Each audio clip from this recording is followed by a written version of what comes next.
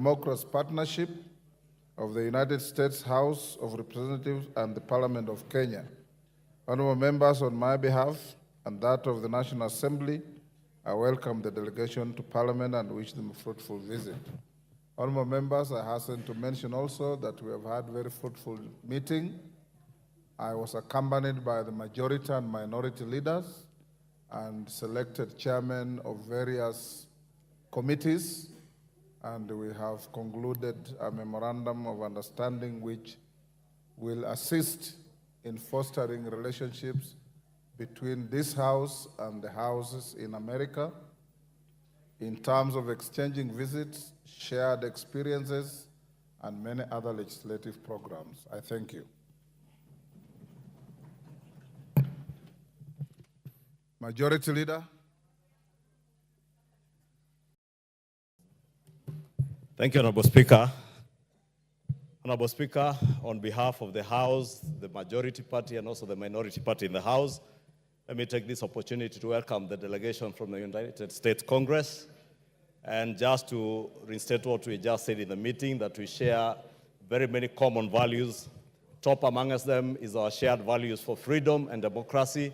And this being the House of Representatives in the Republic of Kenya, we want to assure our friends in the United States that we will continue to cooperate between our two countries to enrich our democracy. I am happy and glad, Honorable Speaker, that in this delegation we have members who are serving in the Budget Committee, the Committee of Ways and Means, and this afternoon, just for the information, we're in the debate of a report by our Finance Committee, which is basically our Ways and Means Committee in the Republic of Kenya, and we welcome you to the country. Thank you. Thank you. Next order. Order number 3, messages. Order number 4, petitions. Order number 5, papers. Majority Leader.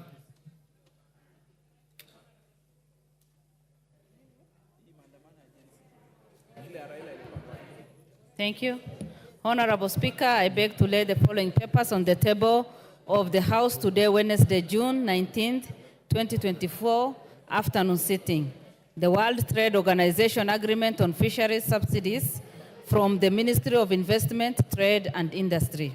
Number 2, reports of the Auditor General and financial statement for the year ended 30th June 2023 and the certificates therein in respect of number A, Kemilil Sugar Company Limited, B, Bomet University College, C, University of Kibianga, D, Kaimosi Friends University, E, Turkana University College, F, Ijara Technical and Vocational Training, G, Kenya Universities and College Central Placement Services.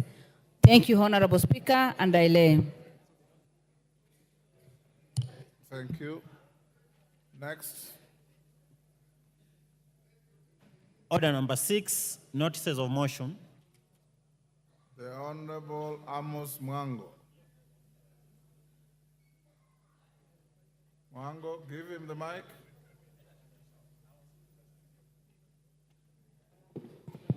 There you are, Amos. Okay, Honorable Speaker, I beg to give notice of the following motion.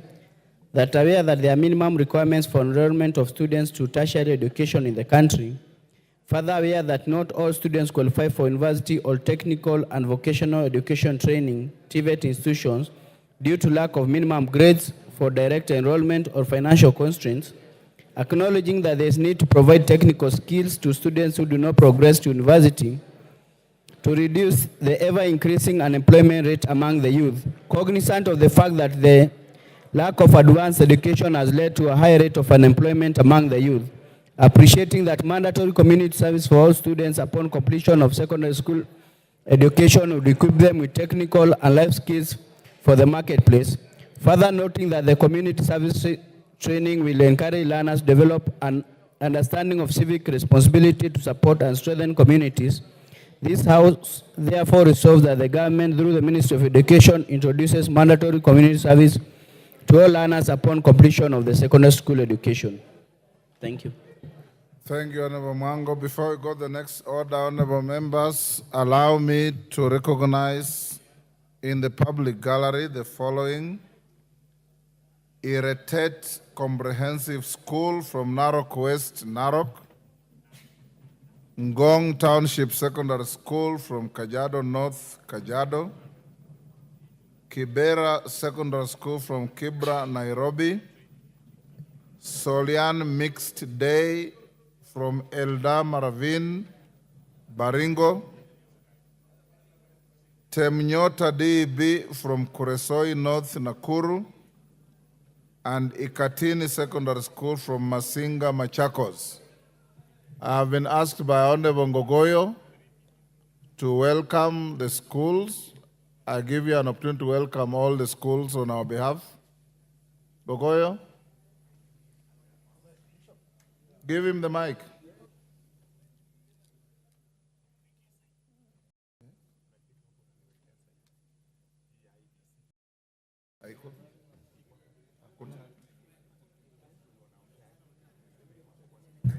Thank you. Thank you, Mr. Speaker. I rise, Mr. Speaker, with your permission to congratulate the students that have found their way here, and specifically, Mr. Speaker, from Narok, from Baringo, the ones from Nairobi, and the ones from Kajiado, and those from Kajiado are specifically from my village, Mr. Speaker. I wish to welcome to this August House, request them to work very hard, because I once visited this house like them, and because of hard work and because of determination, I have also found myself here as a member of parliament to represent them. Mr. Speaker, I wish them well in their studies, those that are sitting for their exams this year. Those who are not sitting for the exam, we wish them well in their education, and we hope one day they will find their way here to represent the country or to serve this country in very many other ways. Thank you very much. And those from Ngong, from my village, I really welcome them. Thank you very much. Thank you. And on behalf of the House and myself, we welcome all the schools to the House of Parliament. Next. Next. Order number 7, questions and statements. Honorable David Gikaria. Thank you, Honorable Speaker.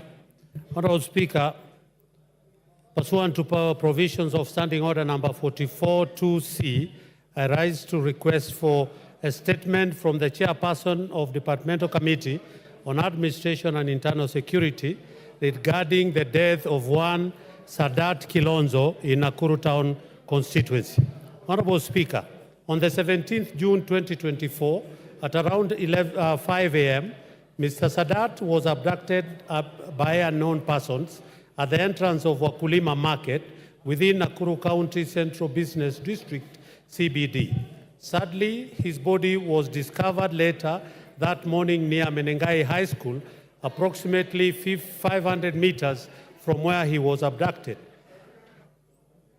Honorable Speaker, his motorcycle was also found later that day at Ronda Police Station. It is unclear on how the body and the motorcycle ended up in different locations. The matter was reported to DCIO headquarters in Nakuru County under OB number 4/17/6/2024 for further investigation. Honorable Speaker, while the government has made enough efforts to safeguard the lives of citizens and to ensure the security of residents in Nakuru Town East constituency, the recent adaptation and tragic loss of life highlights the need to address security issues of the area in order to effectively safeguard the lives of the residents.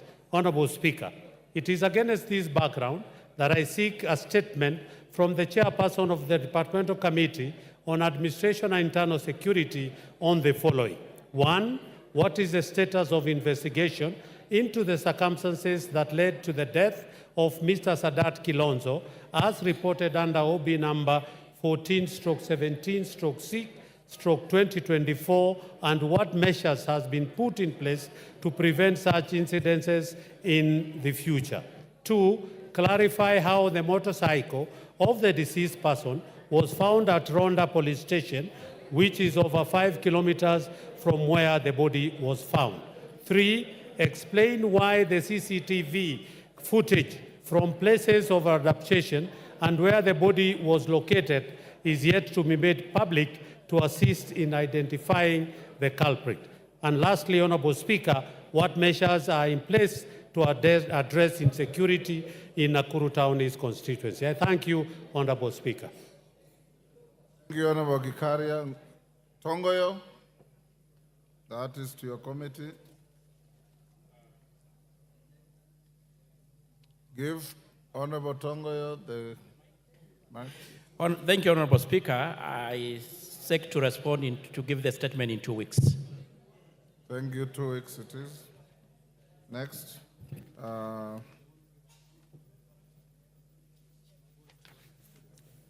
Honorable Bukose, are you ready with the statement? Is the Honorable questioner here? Member for, yes, Nyaribari Chache.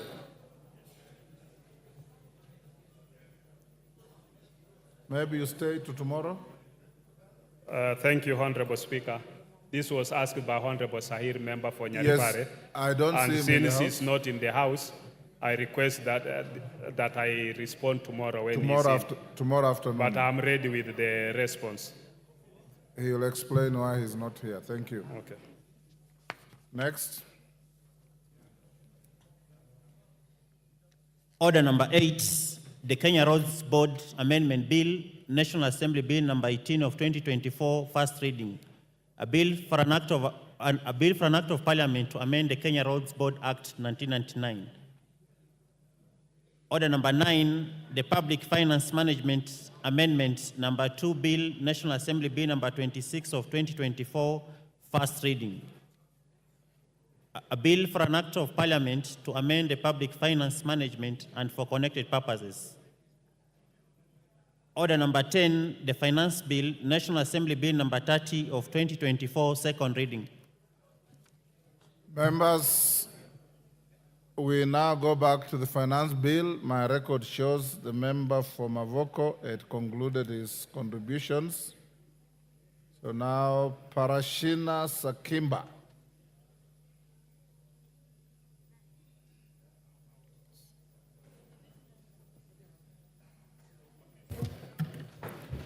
Okay, thank you, Mr. Speaker. You've disappeared. Honorable Speaker, in light of the approved budget for the financial year 2024-2025, which is amounted to 4 trillion, that is supposed to be raised by this finance bill 2024, I would like to bring to the attention that given the financial year 2023, the finance bill that 2023 that was passed here is still to the Kenyan image and to the public that it is still of a burden to the Kenyan people. If at all that we were treasury, we are looking on ways of raising. Honorable Kuria, chairman of the committee, give him the mic.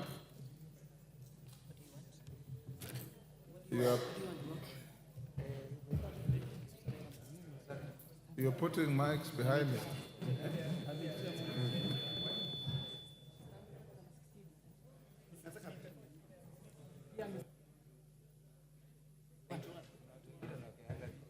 There is one, okay, there you are.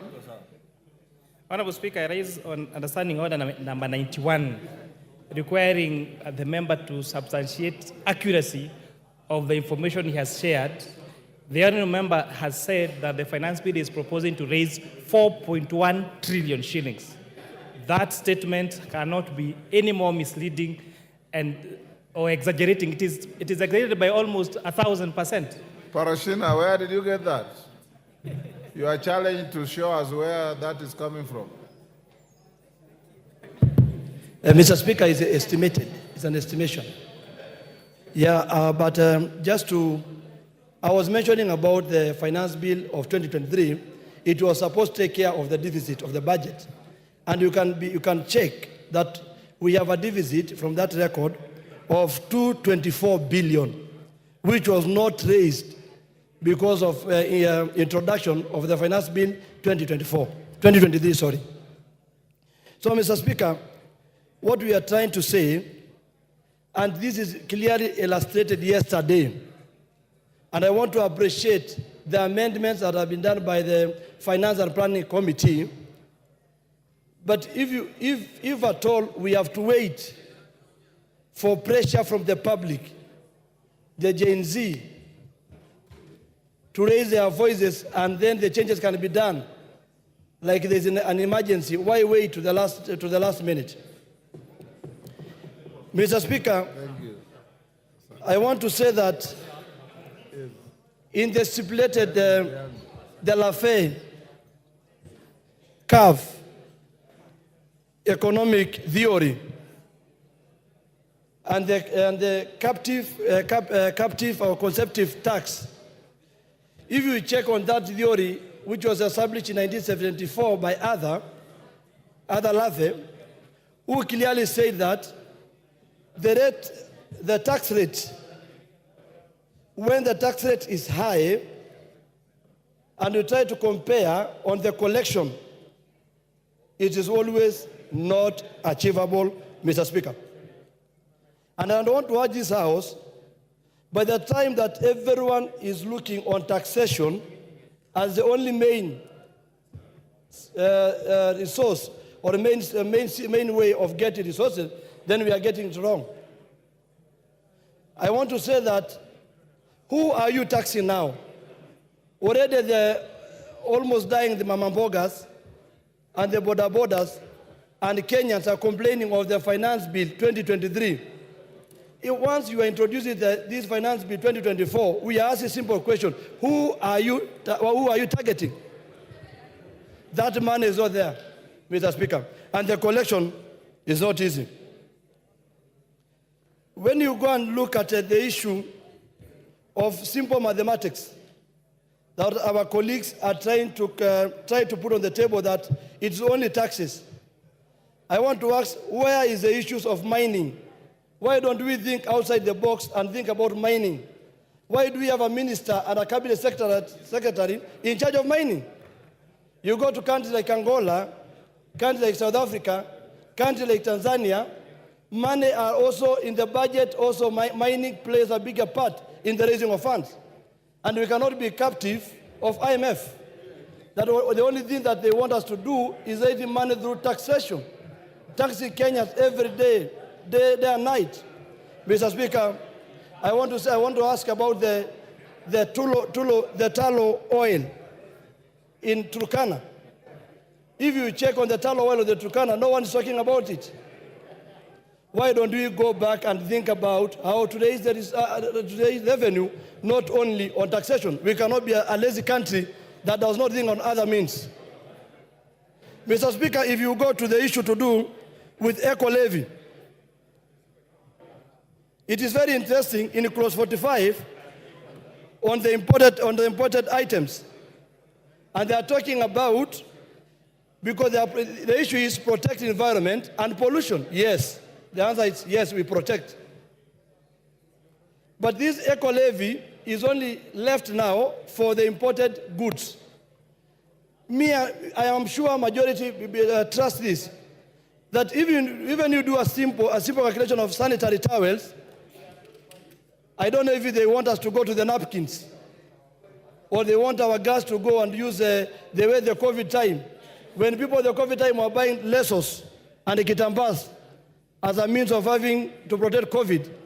Because if you go to the shops and chemists and everywhere, those sanitary towels, quality ones, are imported ones. That's my argument. Quality ones are imported ones. So when you check that one, Mr. Speaker, and again you come and see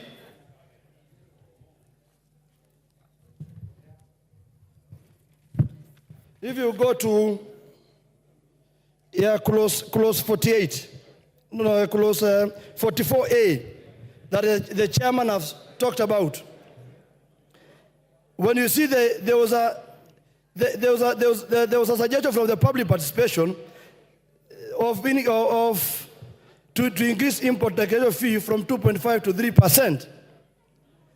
But you see, they are saying that the rate of import taxation fee from 3.5 to 0.5% in the financial year, in the Finance Act 2023, has led to a reduction of 10 billion.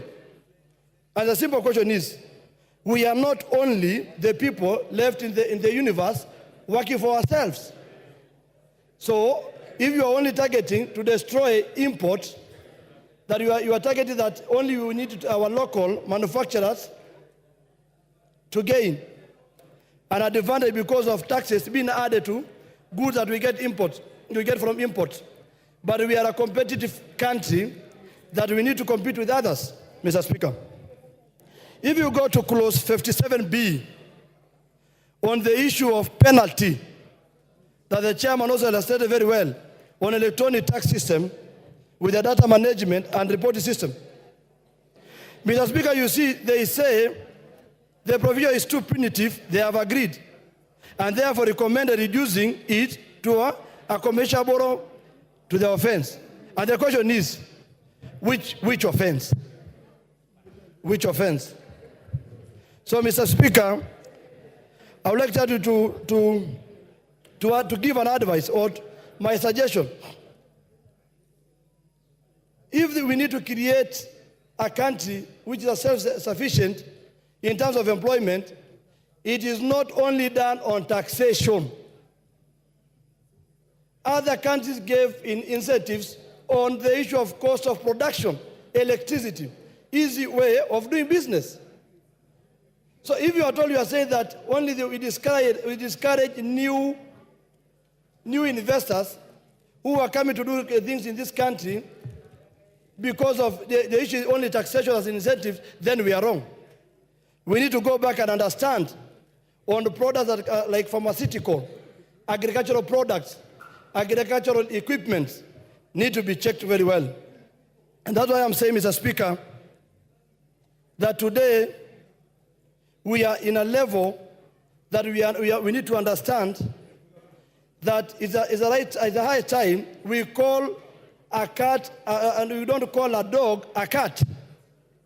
If this bill is punitive, let it be taken back to the public who demonstrated yesterday, who are still asking for answers and questions. And why are you saying you have deleted some and you are not giving them an opportunity to see? Mr. Speaker, like I said before, can we ask ourselves outside, because we are living in this country, if you go to Mamamboga, if you go to everyone is complaining. Everyone is complaining that we have pushed the Kenyan people to the corner. And that's why I say we are just begging from our colleagues, if possible, let us not approve this finance bill 2024. And for the sake of the people of Kajiado South constituency, whom I represent, if you put in hashtag, they might also be called villagers. And I'm also a boy from the village. If at all we are going by the voices of the Kenyans, I stand to say, because of the people of Kajiado South constituency, I don't support this bill. And for the sake of the Gen Z, I also don't support that bill. And also, Mr. Speaker, I donate my 1 minute to Mr. Wanjala. Thank you. Order. Under what standing order are you donating? Kimani Ichung'wah. Kimani Ichung'wah. Thank you, Honorable Speaker. And Honorable Speaker, I rise to support this bill and the committee's report together with all its amendments, Honorable Speaker. And Honorable Speaker, let me take this opportunity first to thank the Committee on Finance for the great work they did, especially in listening to the people of Kenya. Honorable Speaker, as I said yesterday, this committee did indeed listen to the people of Kenya.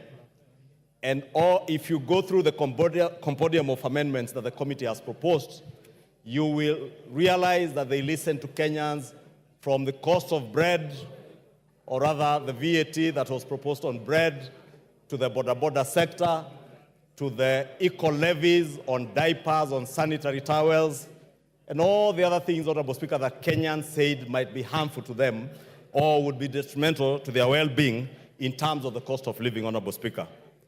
Honorable Speaker, let me also take this opportunity to point out to Kenyans, because I know all these members have been bombarded with messages from Kenyans asking them to reject this finance bill.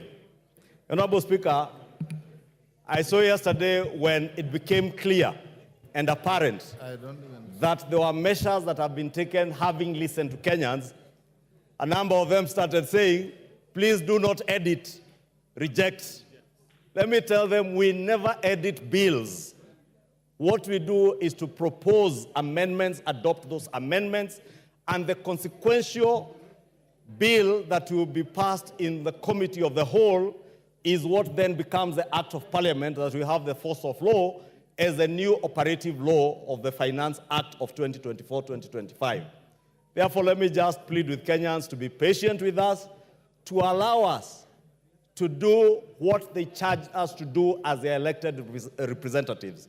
Honorable Speaker, I say that because I know, and I know many of these members, including myself, we have suffered a lot of harassment. And I was asking the leader of minority this morning whether he has suffered the same. And he told me his phone is worse. Many of these members of parliament today, Honorable Speaker, you cannot reach them on their phones because they have blocked their phones, including WhatsApp. But this is the beauty of our democracy, Honorable Speaker.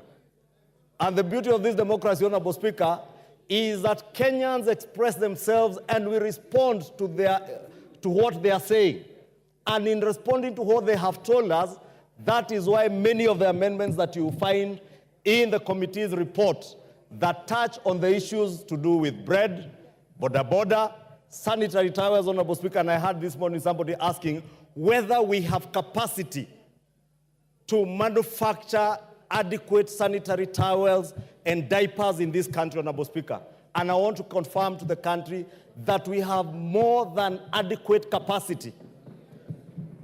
Honorable Speaker, if you get data from the Kenya Association of Manufacturers, Honorable Speaker, we are outstripping the daily demand, for instance, for sanitary towels. And I mentioned sanitary towels because, Honorable Speaker, I am a father to girls. Two of them who are now turning to their teenage years. One is 17, the other one is 14. And I have seen these members, someone was showing me a very derogatory message sent to him, being asked whether his wife doesn't do what, I don't know what, Honorable Speaker. And Honorable Speaker, I am saying this because if you look at the data from the Kenya Association of Manufacturers, it is clear that out of 4 established companies who are manufacturing sanitary pads, for instance, that is Interconsumer Products Limited, ProMed Limited, African Cloth Limited, Sai Pharmaceutical Limited, and a 5th one coming up, Sunda Kenya Limited.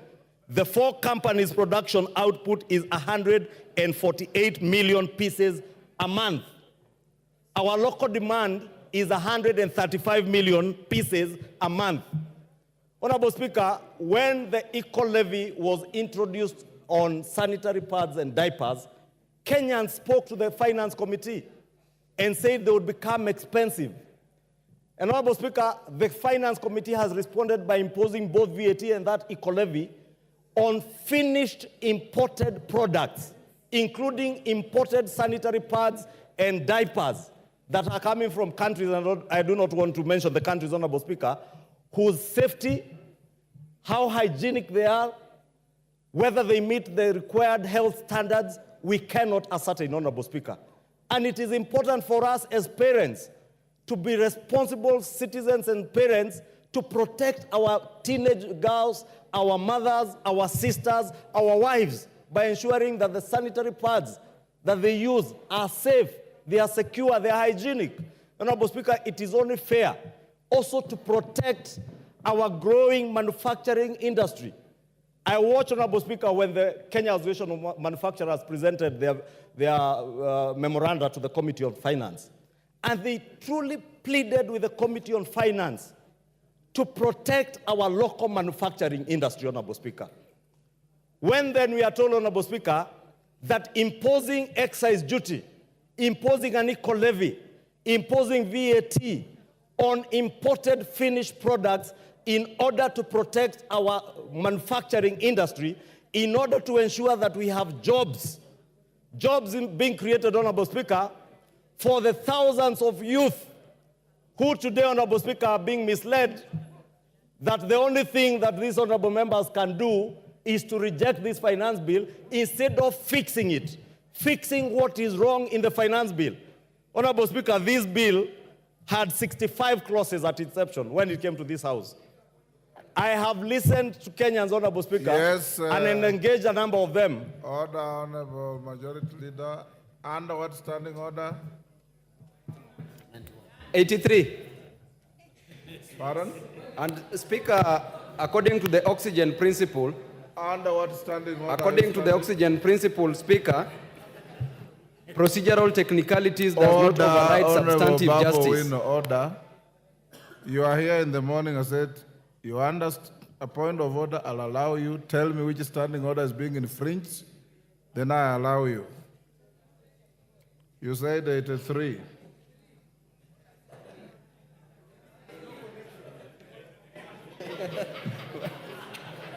You're out of order. Mr. Speaker. Go on, Majority Leader. Honorable Speaker, thank you, Honorable Speaker. Honorable Speaker, I was asking. Order, Babo Wino, you should know what you want to say, my son. Because you stood up and said, standing order 83. It doesn't apply. Then somebody whispers to you 91, you say 91. Go on, Majority Leader. Take your seat. Honorable Speaker, I was asking, what is so wrong with us protecting our manufacturing sector in this country, Honorable Speaker?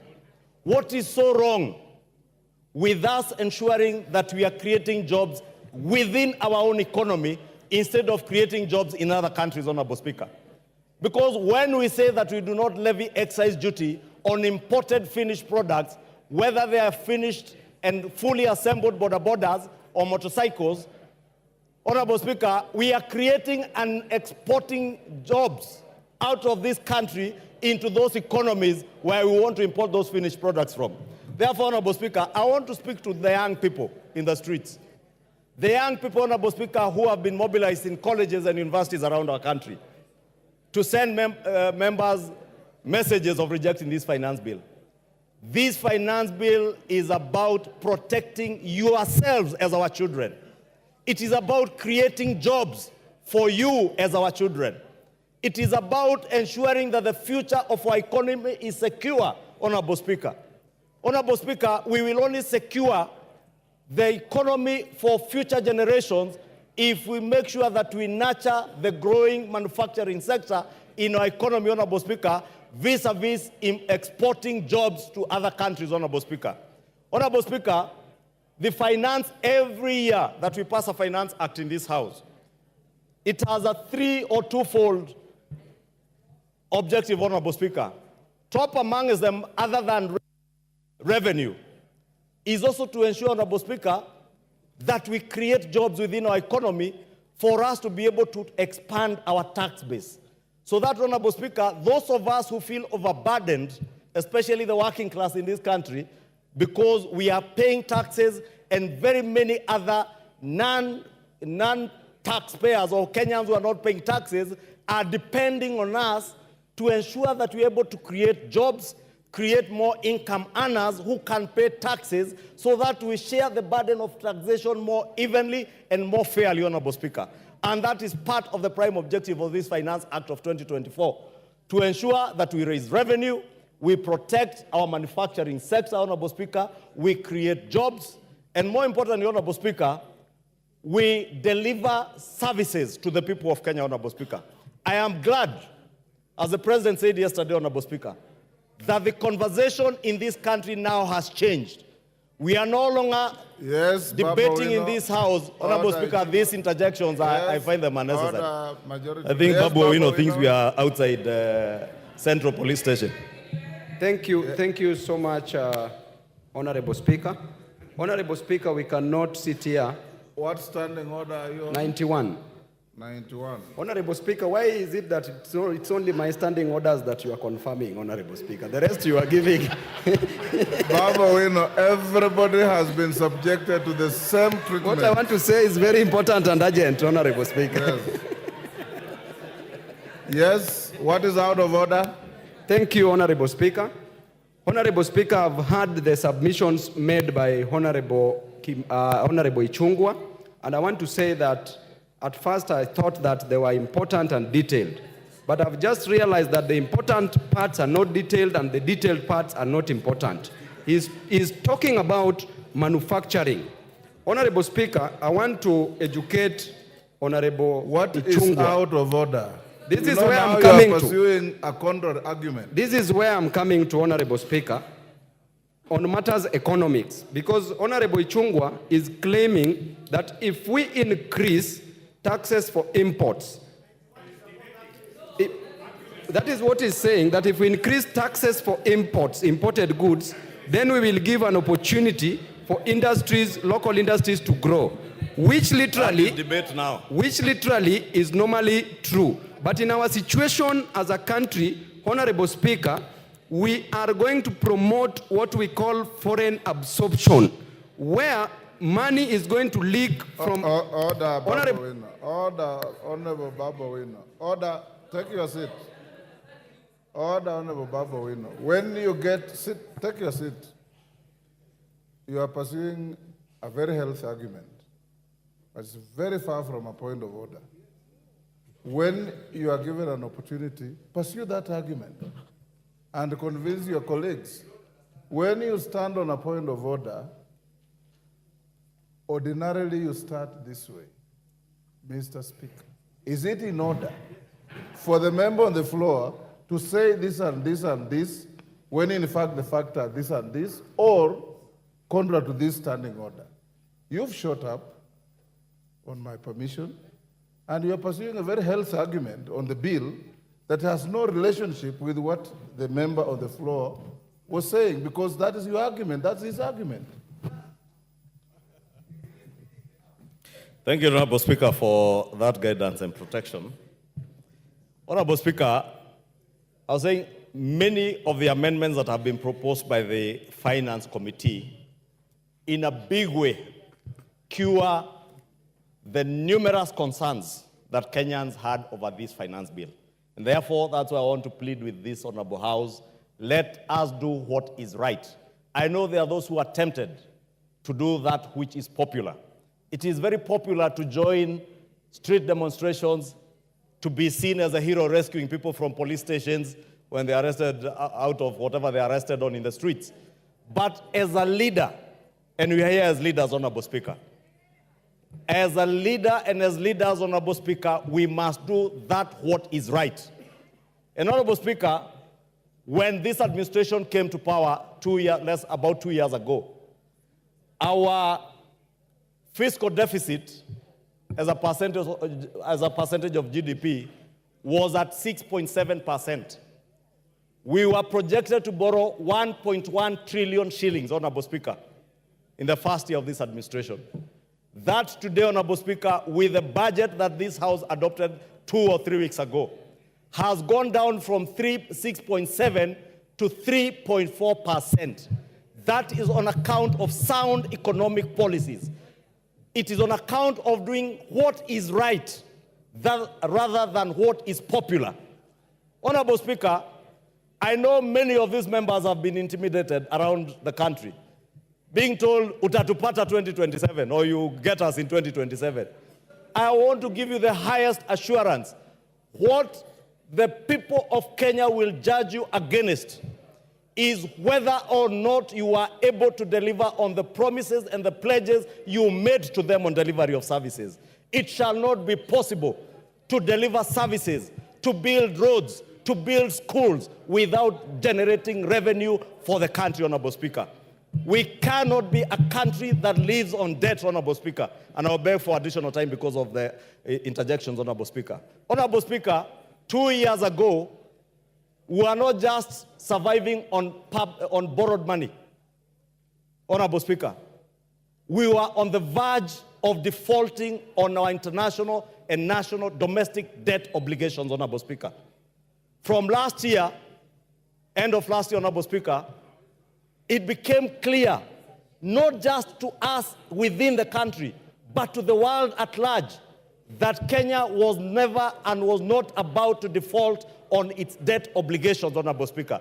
That is why, Honorable Speaker, today, unlike 2 years ago when the price of unga was at a high of 260 shillings, today the price of unga is at a low of 100 shillings, courtesy of the right economic policies and not what is populist. Give him 2 minutes to wind up. I have 15. Pardon? I have 15, they had timed 10, and the interjections. I'll give him an additional 3 minutes. Yes, Wamshomba, hold the time. Wamshomba, what's your point of order? And under what standing order? Mr. Speaker. Give her the mic. There's one next to you. Thank you, Mr. Speaker. I rise under standing order number 90. As a member who has pecuniary interests on matters sanitary towels, as a user, because I'm a user, do I qualify?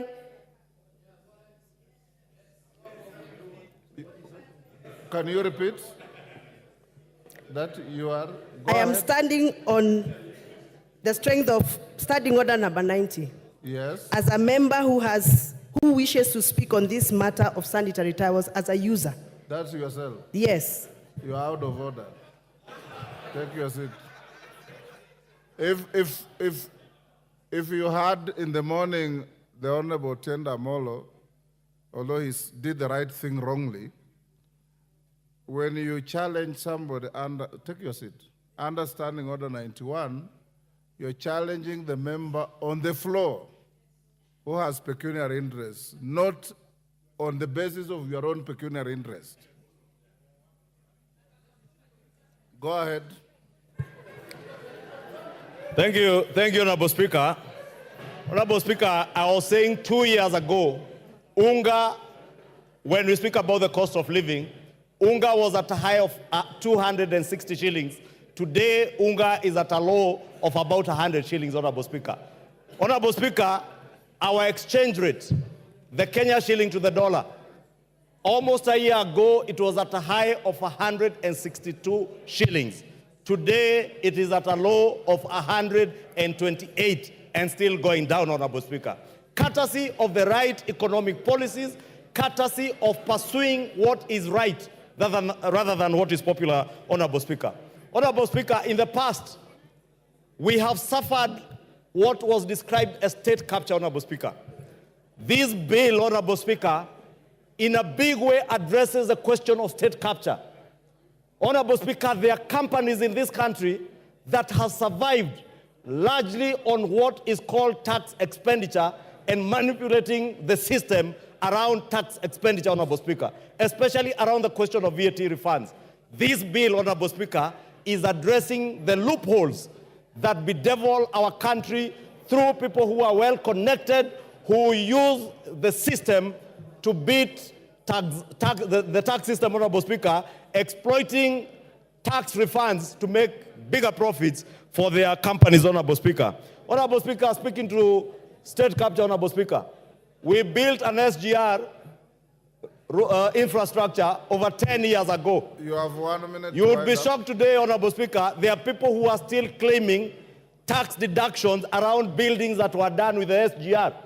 This bill is bringing to an end from the 1st of July those deductions courtesy of the SGR, Honorable Speaker. And therefore, I know there are people who have mobilized because they have been benefiting from the system, Honorable Speaker, hiding behind civil society, funding civil society, Honorable Speaker, and the civil society, Honorable Speaker, mobilizing negative propaganda against this bill. I want to implore our members, do what is right, do what is good for the economy, do what is good for your generation, future generations, Honorable Speaker, what will secure our nation's economy, not that. Your time is up. Nabi Nabwera. Nabi Nabwera.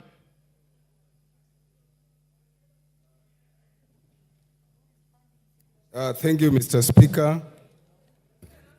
I want to raise a number of issues. Yes, Millie Odhiambo, what is the problem?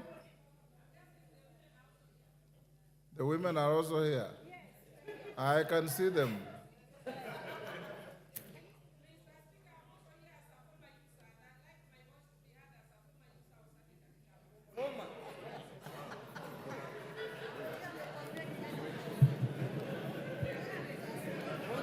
Mr. Speaker, Mr. Speaker. Yes, order, Nabi. Yes, Gichungwa, what is the point of order? No, Honorable Speaker, because Honorable Millie was not on record, you may not have heard what she said, but she said she wants to speak as a former user.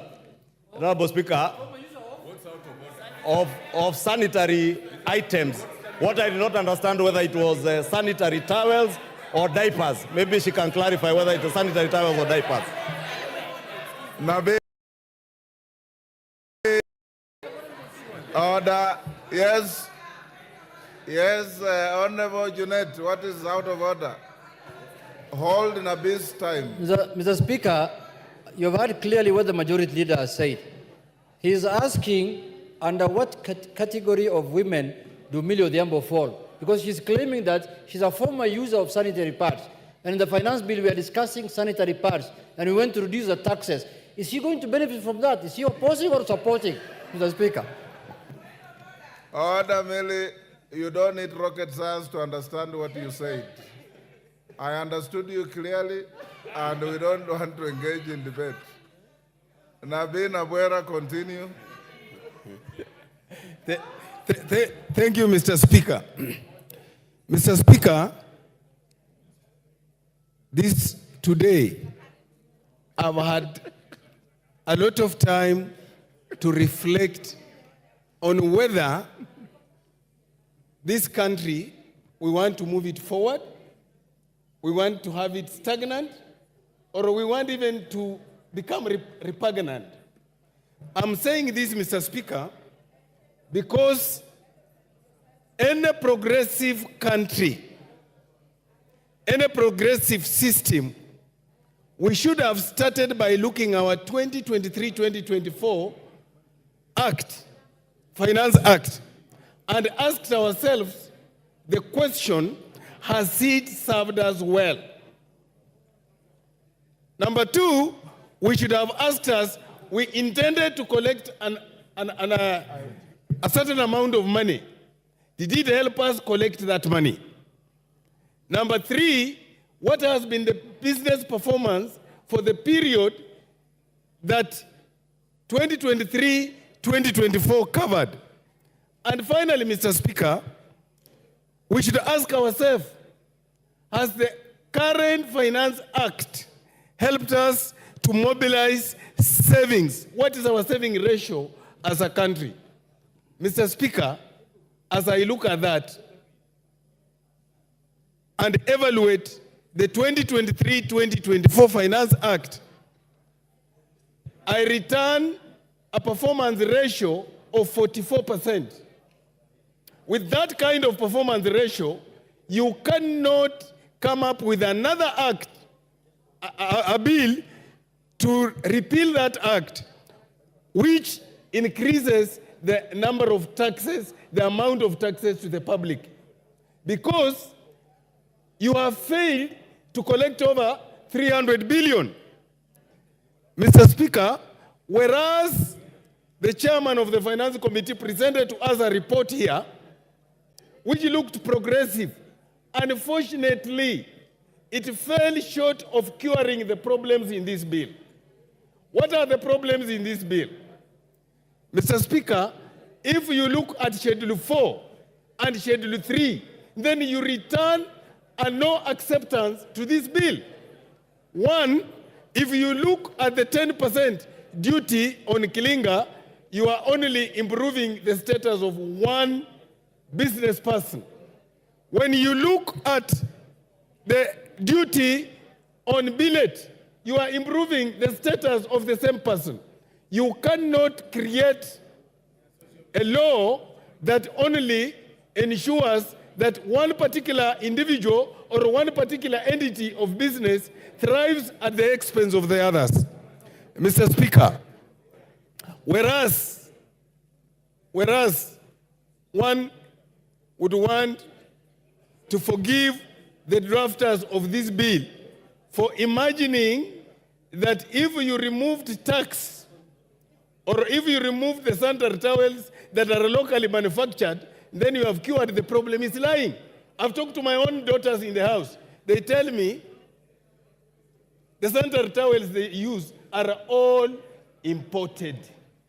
So in other words, when you see the young girls going to the streets and asking us whether wasinyeshe, they mean it. Because you are making their life unbearable. Mr. Speaker, I want to pick on an issue here. And this issue is based on Schedule 4. If you look at all the taxes under Schedule 4, on telephone, on all those things there, they are meant to help improve businesses. Now, if we are levying taxes on them, and already the business community is underperforming, how do we intend to raise money?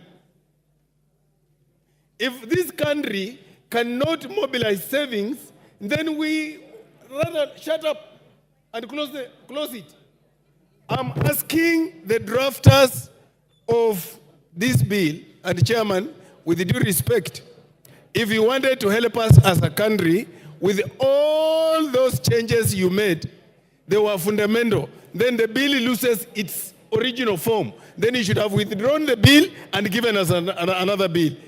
Mr. Speaker, I oppose. Dorothy Ikiara. Dorothy Ikiara. Thank you, Mr. Speaker. Mr. Speaker, on the outset, I say I support this bill.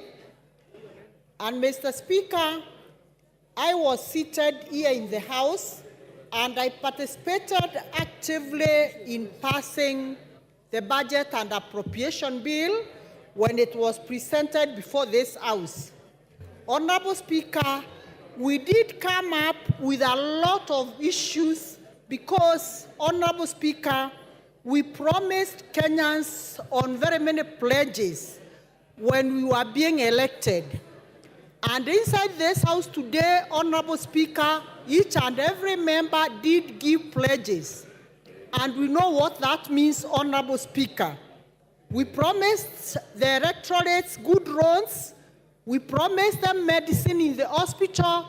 We promised them proper education for their children. And Honorable Speaker, this informs us of where we are today as a country. Honorable Speaker, since Kenya faces both a physical deficit and a budget deficit, the finance bill serves as a key legislative tool for the government.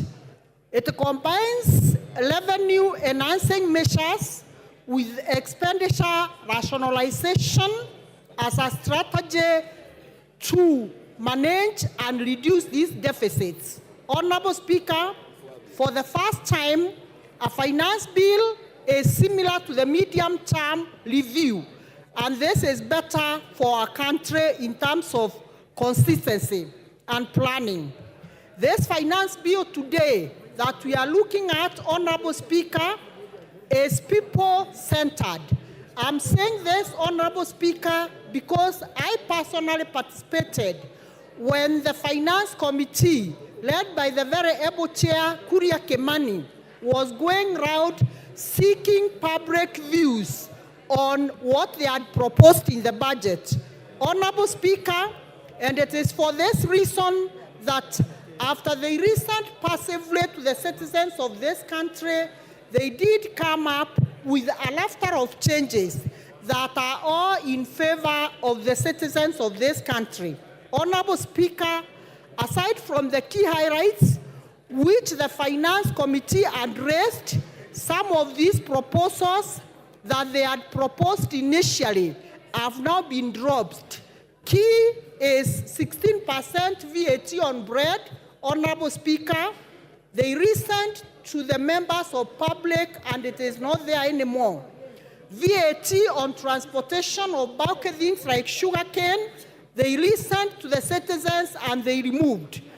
No increase in the mobile money transfer. Honorable Speaker, yesterday as I was passing through one of the streets in Nairobi, I had members, I had the people who are shouting, the citizens of this country who are severely misled that mobile money transfer will not be removed. Honorable Speaker, I want to say the committee resent to the citizens, and this is one of the things that was removed, Honorable Speaker. Excess duty on vegetable oil, edible oil, is no longer there, Honorable Speaker. Then, Honorable Speaker, as the majority leader has alluded to, what this bill has tried to do, Honorable Speaker, it is to promote the local manufacturers. Honorable Speaker, it is very clear that moving forward, the local manufacturers, like the locally assembled bikes, they will be assembled duty-free as opposed to the imported ones. Honorable Speaker, we have also another very good advantage that the e-team has been excluded from farmers and small businesses who have a turnover below 1 million. And Honorable Speaker, this is a clear manifestation that this government is a bottom-up government as we had promised the electorates.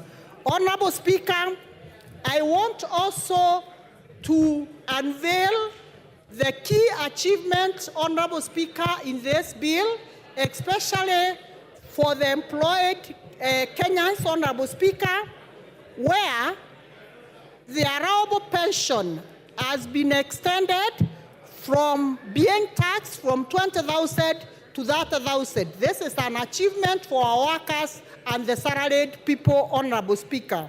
Honorable Speaker, out of what this bill has addressed, and very importantly, Honorable Speaker, we are at a time when our country is struggling with cancer, Honorable Speaker, and this time, the Finance Bill 2024 has reduced the cost of cancer drugs and exempted them from value-added tax, that is VAT.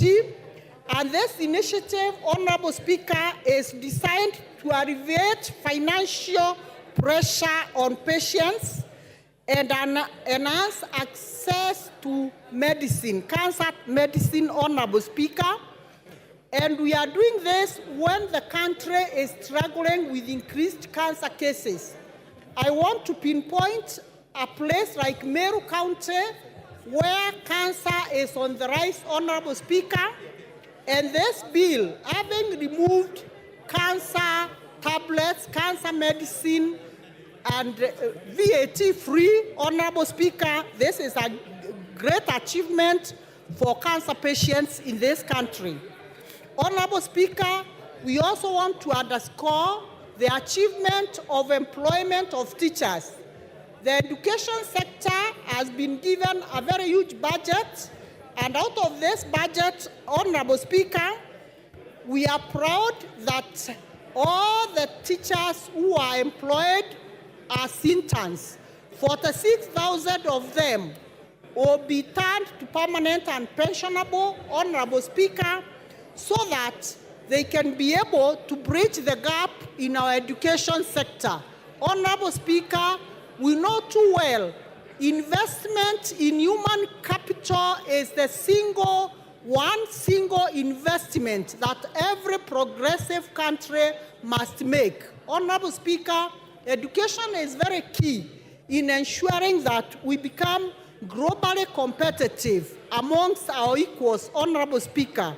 And employment of the 46,000 teachers coupled with the 56,000 teachers who are employed last year, Honorable Speaker, this makes the greatest achievement that this Kenya Kwanza government has achieved in ensuring that in a span of 2 years, we have employed 102,000 permanent and pensionable teachers. On top of that, Honorable Speaker, there is another cohort of the 20,000 who will equally be employed on temporary or internship, Honorable Speaker. And Honorable Speaker, this is an achievement that we must all laud and welcome, because our youth, whom we promised jobs during that time of campaign, they are getting jobs and being absorbed in various areas. Honorable Speaker, I want also to say this Financial Bill 2022 includes provision to support individuals with also chronic diseases. Honorable Speaker, by establishing the emergency kitty, the SHIP, Chronic and Critical Illness Fund under the new Social Health Insurance, this fund will cover treatment. Honorable Speaker, it is evident that a majority of people who suffer from chronic diseases, they go through a very difficult moment. And this Bill 2024 has been able to cure this. Therefore, Honorable Speaker, I strongly support this Finance Bill 2024, and I support. Thank you, Honorable Speaker. Thank you, Dorothy. Millie Odhiambo. Thank you, Mr. Speaker, for giving me this opportunity. Mr. Speaker, I wish to start by saying that one of my favorite books is Good Girls Never Get the Corner Office. Mr. Speaker, this is in response to what you are telling me earlier in the morning, when you are urging me to be a good example to the girls, the younger ones who are doing their first term. Mr. Speaker, if they are good girls, they'll never get corner office. Be as bad as Millie Odhiambo, you will be the mother of this house. I am a bad girl, and as a bad girl, I'm here serving my 4th term. So do not be cheated like the African culture, where you are told have decorum, dress nicely, be kind, be nice. I'm telling you, you will go nowhere. Be a bad girl like me and you'll get somewhere. Mr. Speaker, having said that, I wish to declare my interest under the standing orders number 90, which Wamuchomba stood on, because I don't want to be declared disorderly. And that is because when you have a pecuniary or personal interest, you declare. And Mr. Speaker, I want to declare my interest as a former user of sanitary towels, and as Dynasty as a former user of diapers, and as a future user of diapers. Because as a woman, once you get menopausal, you will have leaks and you will use diapers.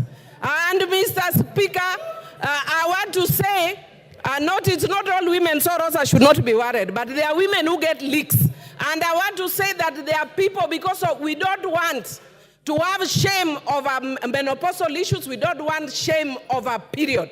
And Mr. Speaker, I am saying this because I've been sitting here today listening patiently to the men talking about sanitary towels that is in the finance bill. And they are speaking with authority.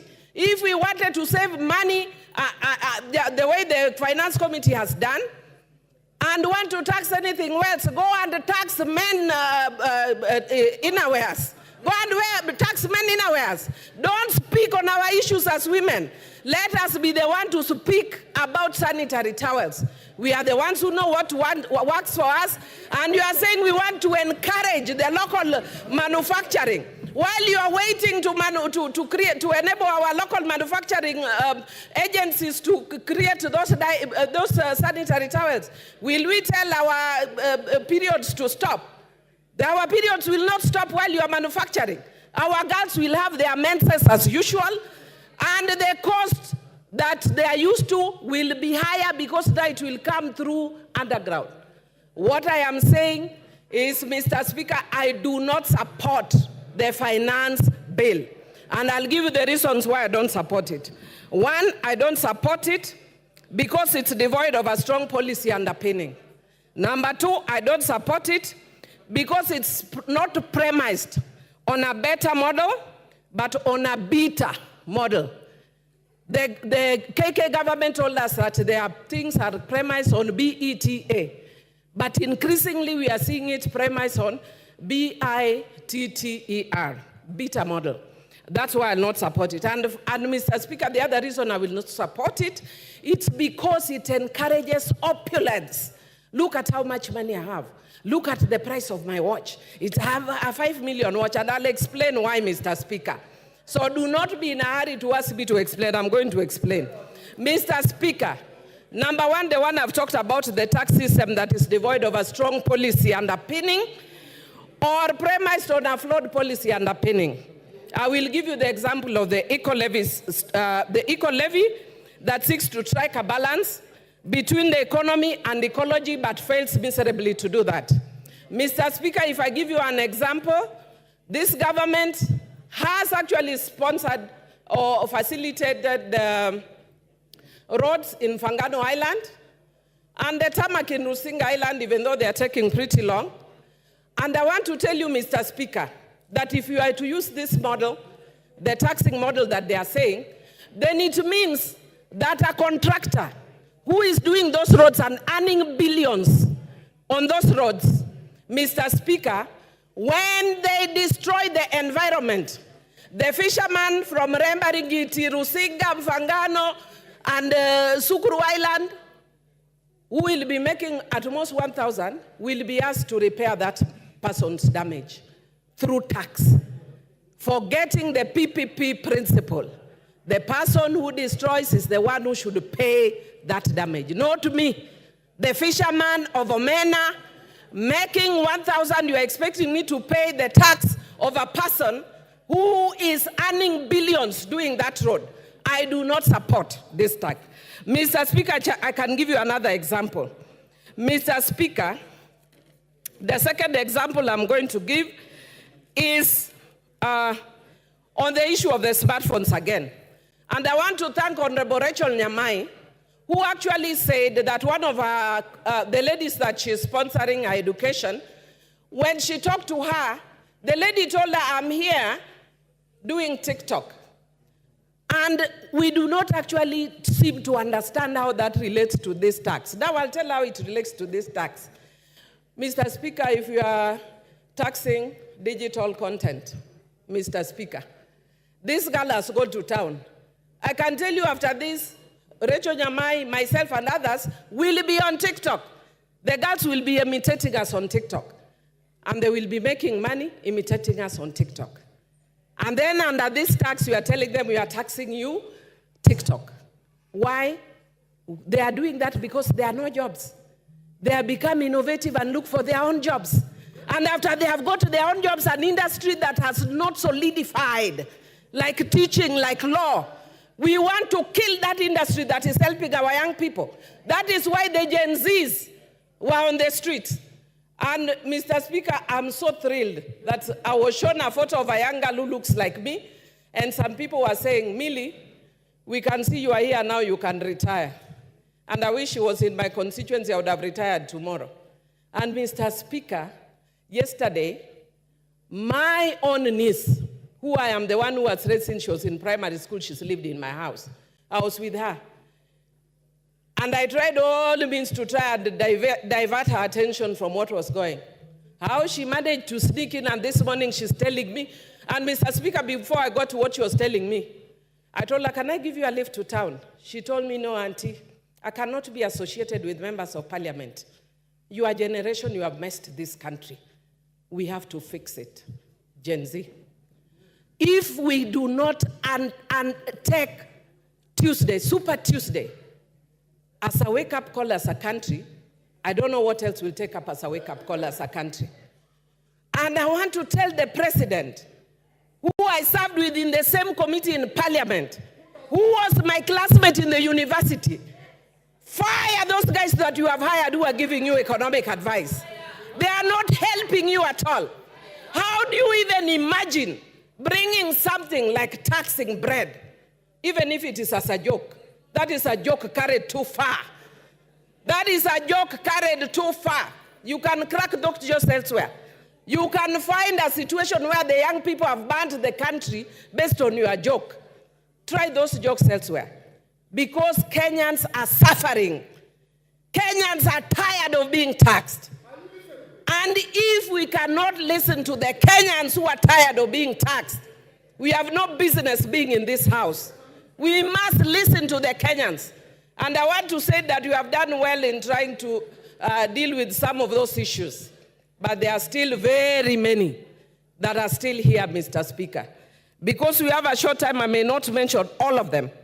But I want to say, like, for instance, the eco-levy. We are talking about trying to be environmentally friendly. Yet the things that we are taxing, we are not doing exactly that, Mr. Speaker. And we are taking away jobs of young people by the tax. Look at the increase in fuel. We are taking with the right hand. We are saying we are removing the tax with the right hand and adding with the left hand. Mr. Speaker, I had a lot to say about this, but I can see my time is almost up. And what I can see on my side, they want to add me. But I want to say that because of time I may not speak, but I just want to urge the president, fire the guys who are around you, listen to Kenyans. I was speaking to some of my colleagues here. Thank goodness I've been here for a long time. I was speaking, Mr. Speaker, if you could humor me by just giving me 1 minute, and I'll conclude. Conclude. Thank you. I appreciate. Mr. Speaker, I was speaking to some of my colleagues here, and I will not mention their names. About 3 weeks ago, they know because I talked to them yesterday, and I was telling them, your ground is getting terrible. And they told Time up. Pukose Robert. Your time is up, Millie. Take your seat. Order, Angela. Mr. Speaker, I'm standing under Standing Order 97-3, as read together with 1. Honorable Bowen had requested that, this is a very important bill that the Kenyans are watching, and they want to hear what their members of parliament are saying about this, and whether they have listened to their issues that they have raised about this bill. So will I be in order to ask that we reduce the time to 5 minutes, no, even up to tomorrow, to 5 minutes, so that each member, we are 349 members. If each of us was to take 10 minutes, it would take us up to 2 weeks from now. Yeah, 3 months. Surely, we should be fair so that everybody can make a contribution to it. I have not contributed, and I've been here since morning. Yeah? Yes. So I start with me to have 5 minutes. Order, honorable members. Earlier on in the morning, member for Marakwet, is it East? Bowen Kangoko raised the same issue. Now it's popping out again. Are we comfortable with 10 minutes or we reduce to 5 minutes?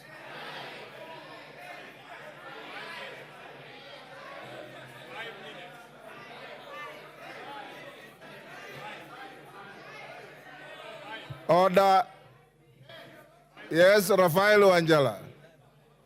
Wanjala, I see you raising.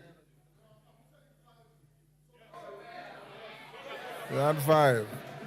Otienda Molo. Order. Otienda Molo. Support 5.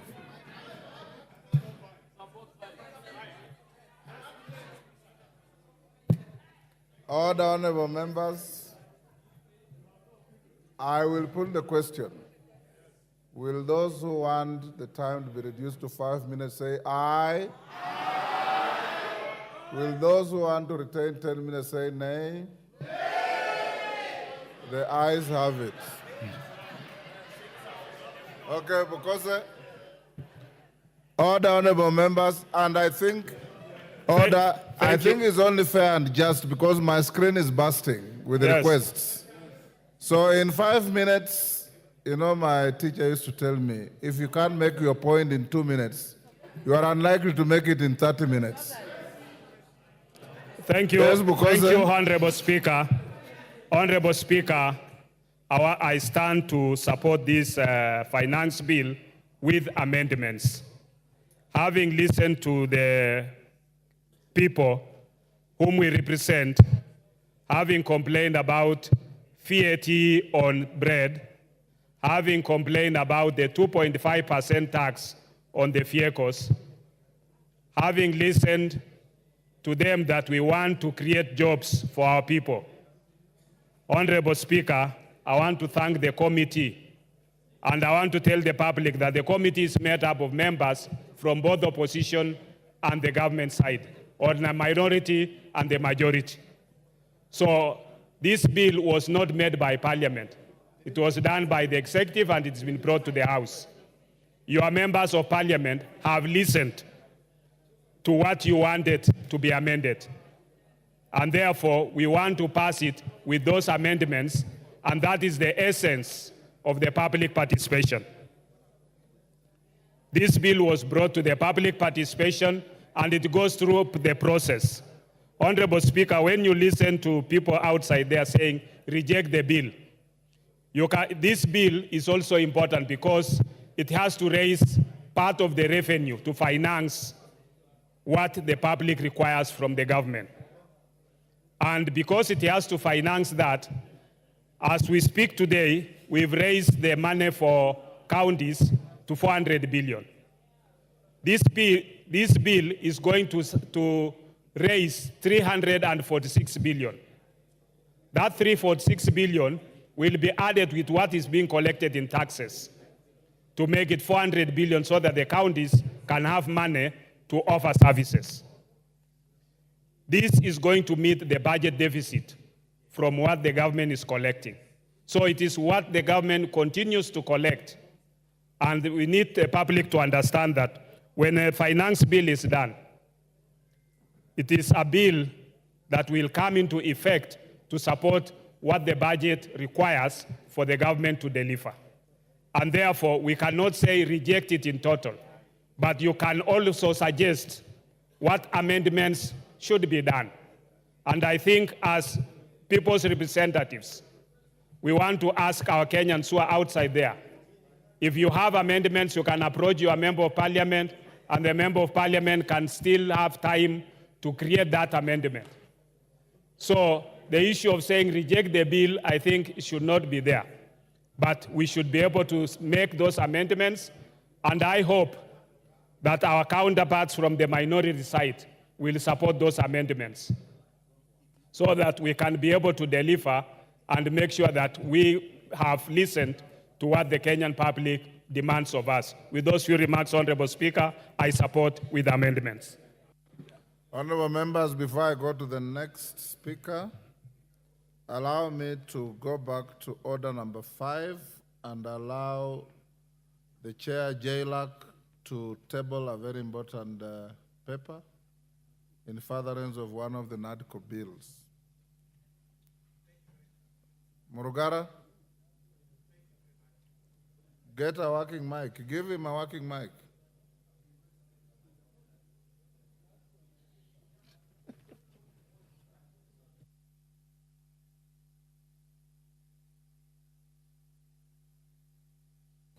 Back by seat. Yes, thank you. Thank you very much. My young son here must be advised that he should not make use of his father's seat. Honorable Speaker, I beg to lay the following paper on the table of the House today, Wednesday, 19th June 2024. Report of the Departmental Committee on Justice and Legal Affairs on its consideration of the Senate amendments to the Independent Electoral and the Boundaries Commission Amendment Bill, National Assembly Bill number 10 of 2024. Thank you very much, Mr. Speaker. Thank you. We go back to the bill. Makali Mulu.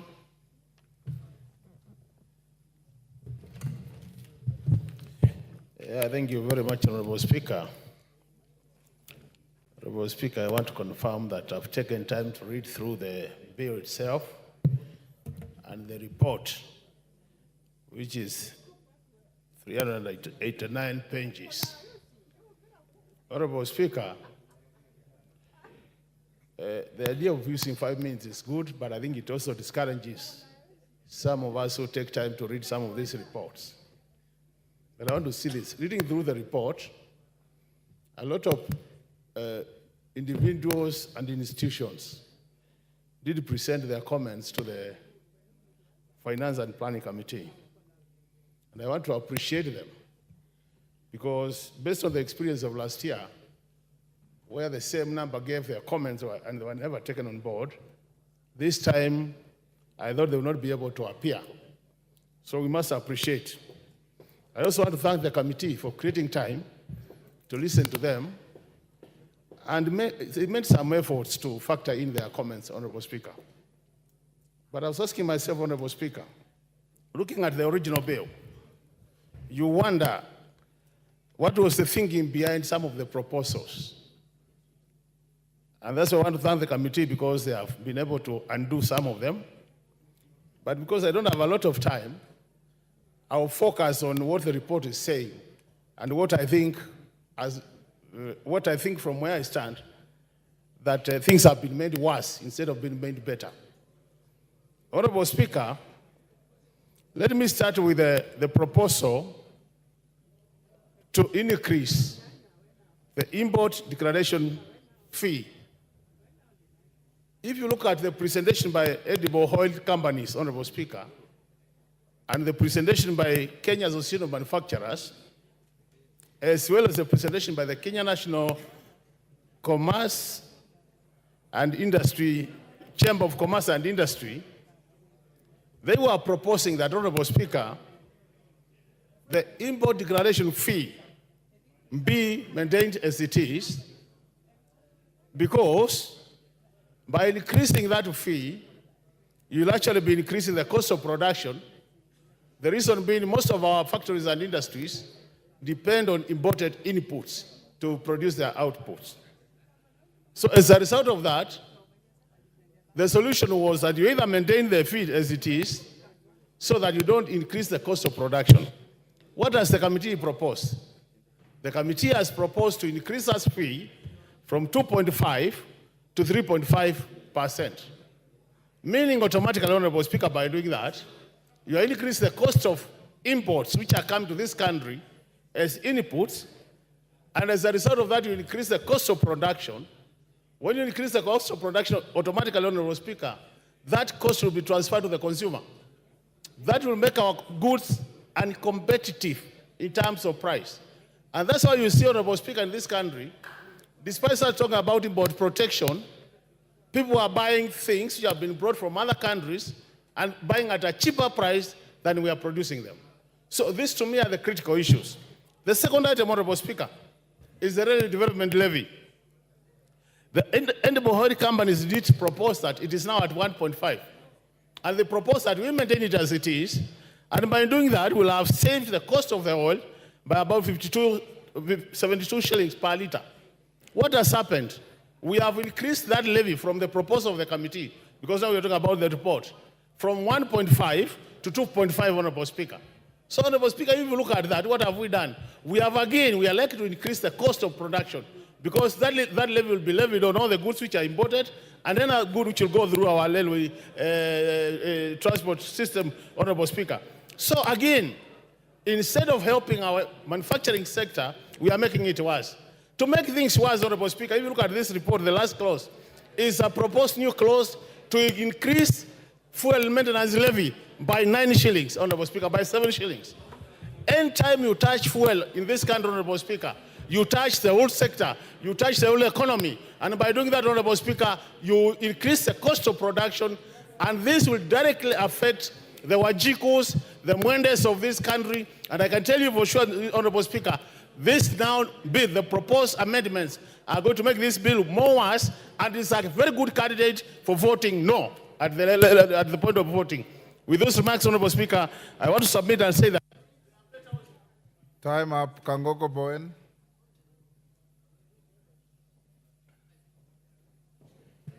Thank you, Mr. Speaker. And Mr. Speaker, I want to stand to support the finance bill. Mr. Speaker, this morning, the leader of minority, my good friend, Opiyo Wandayi, asked a question as to why this finance bill was so contentious. And since we have had a finance bill since 1963, and the finance bill 2024-25 is creating a serious issues, including demonstration in the streets. Mr. Speaker, I want to say this. What is outside there, Mr. Speaker, or what the people outside there, what they have been told by activists and people who have not read the bill, Mr. Speaker, is completely misleading. Mr. Speaker, I know there has been some contentious clauses in this bill, but Mr. Speaker, as moved by the chair of Finance this morning, Honorable Speaker, you will find that the bill which was proposed by Treasury, the committee looked at the bill and they proposed several amendments which are actually people-friendly, Mr. Speaker. Mr. Speaker, I want to say that in the original bill, there was a 16% VAT on bread. And Mr. Speaker, the bill in the House, or the report in the House now, as by the committee, that VAT has been dropped.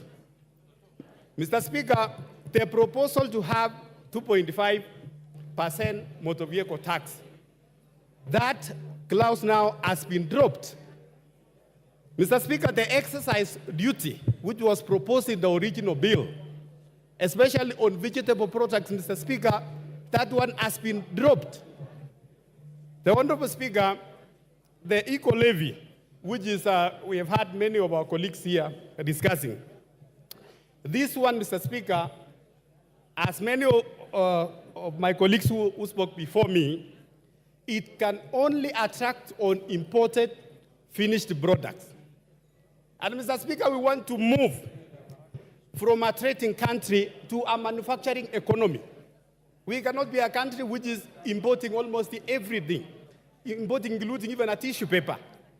So the reason why this one is there, and we are saying it can only apply to imported finished products. But on locally manufactured products, Mr. Speaker, the tissue papers, the sanitary towels, and anything else locally manufactured, it's not going to attract the eco-levy.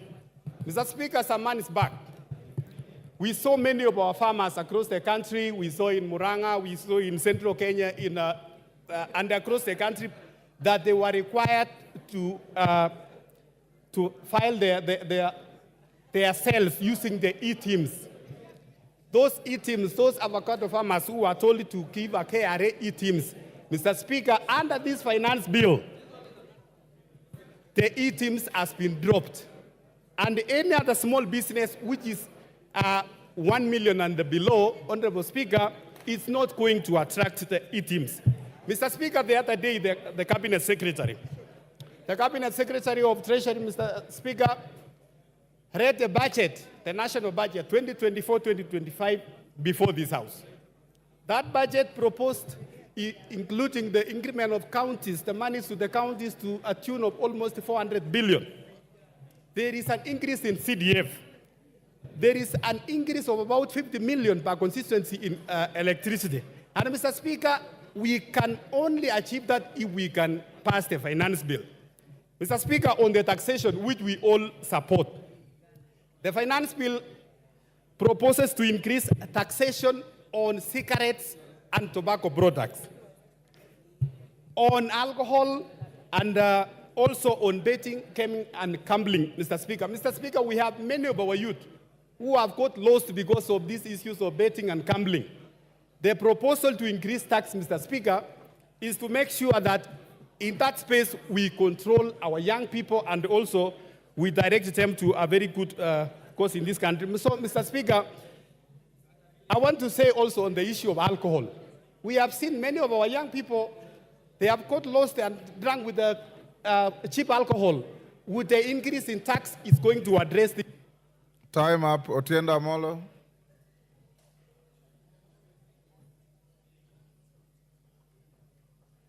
You'll get. Give him the mic. Thank you, Mr. Speaker. Mr. Speaker, on the outset, I oppose this bill.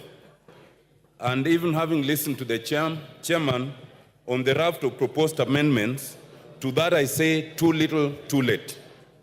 Mr. Speaker, first of all, I think I have myself recorded 120 reasons for rejection of this bill. And Mr. Speaker, it is sufficient that the professional associations have spoken to this, the church has spoken to this, civil society has spoken to this, and Kenyans have spoken to this. There are legal reasons for rejecting this bill. There are financial and economic reasons, Mr. Speaker. There are humanitarian reasons.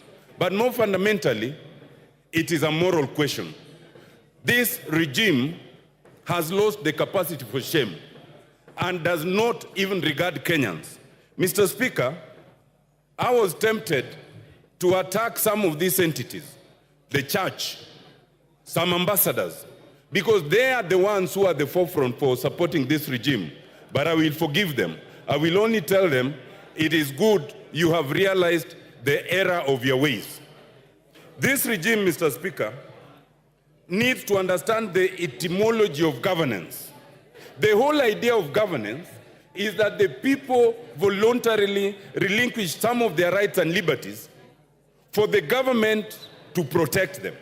But in this case, we have a government that does not want to protect its citizens, it actually wants to decimate them. We must reject that idea. Mr. Speaker, it is important to understand that a budget is made for the people. And traditionally, it is the people who must be listened to. We have a draft bill whose origins is essentially the Bretton Woods institutions, the IMF, and secondarily, the World Bank. Mr. Speaker, the Bretton Woods institutions were never made to further the interests of developing countries. The Bretton Woods institutions were established in 1944 essentially to protect and the war-ravaged countries, which essentially were all the developed countries. Therefore, when they come and they give us prescriptions, those are prescriptions that must be taken with a pinch of salt. In the 1980s and the 1990s, they gave us what was called the structural adjustment programs. It is only when Kenya, like other countries, rejected those subs that we started going somewhere. Now we are in a situation where the Bretton Woods institutions have come back in full swing in the face of the executive. It must be rejected. Mr. Speaker, it is important to understand that this bill does not protect and is not the interest of Kenyans.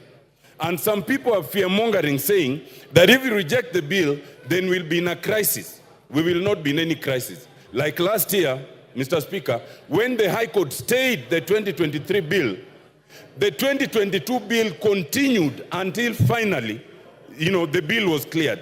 And therefore, Mr. Speaker, the 2023 bill, which is already draconian enough, but is less draconian than this one, let us reject this bill. The 2023 bill will continue, and let us have a bipartisan approach to budget making so that we can sit down and agree on the basic minimum that must be included in that budget. Mr. Speaker, I reject and I oppose. Thank you very much.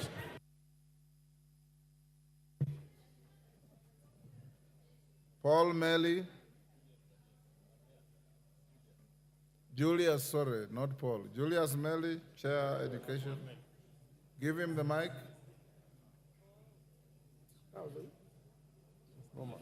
Thank you, Mr. Speaker. Mr. Speaker, from the onset, I rise to support this bill.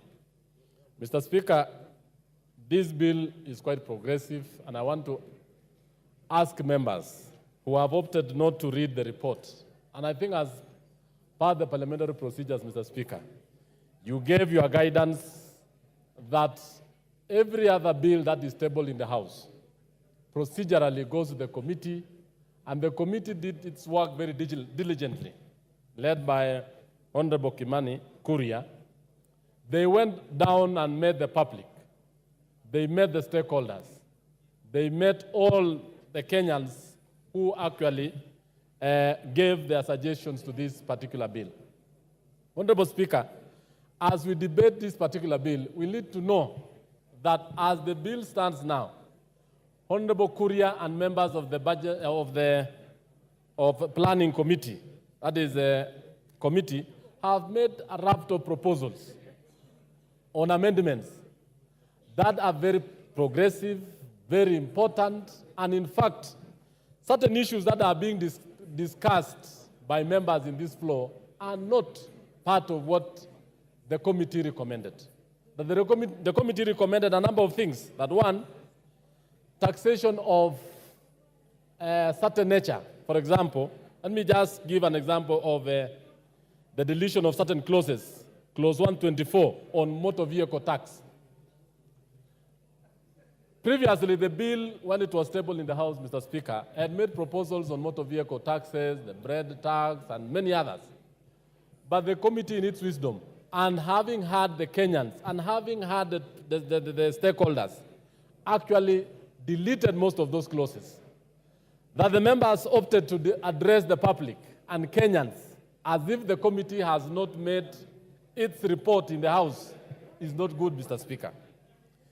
Mr. Speaker, let me just go down and enumerate why I support this bill. That clause 23 is actually on the issue of athletes.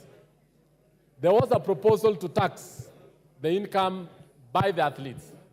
The committee went ahead and deleted that and asked that athletes be incentivized and be allowed, and their monies they earned actually will give an income to this country. On the issue of eco-tax, a lot of imported items have actually been taxed to protect the local manufacturers. And this has been said all the time by the Kenya Association of Manufacturers, the Kenya Private Sector Alliance, that the local manufacturers need to be protected against the large, well-established companies which can actually flood our markets. And in so doing, we are not exporting the jobs. When we buy from foreign countries, and Mr. Speaker, I would just want members to know this, we are actually exporting jobs to those nations. We are actually exporting money. And that is why, from last year's finance bill, we have been able to stabilize the issue of foreign exchange. We have also been able to bring the inflation down. Mr. Speaker, when you look at clauses 34A, 1 and B, the committee proposed to actually delete even taxes on aircraft spare parts and many other things. This is actually the reason why Kenya is a hub in this region, where most of the countries in the region always do their maintenance and servicing of their aircrafts in this country. Clause 45 up to 48 introduces the eco-levy, and this one is actually to make sure that imported material from other countries are actually taxed, and this is actually to safeguard our climates and also to ensure that the way we dispose issues like phones and even tires.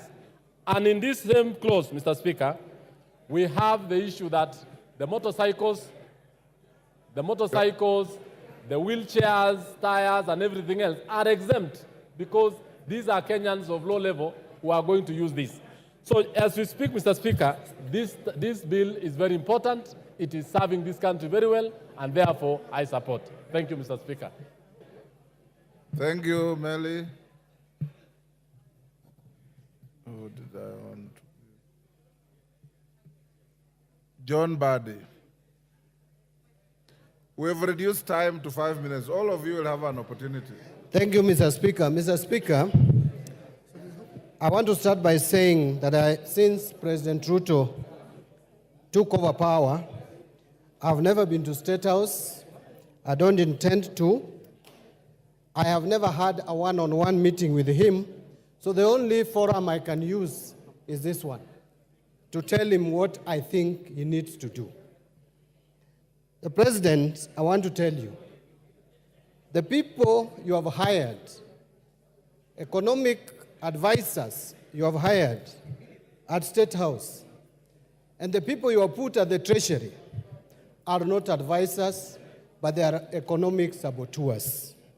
Please look for economic advisors to help you govern this country for the remaining period of 3 years. I say so because, Mr. Speaker, this idea and perception that is coming across, and I hear it a lot even with my colleagues across the aisle, that for you to grow this economy, for you to narrow the budget deficit, you need to tax Kenyans more. That is, nothing can be further from the truth.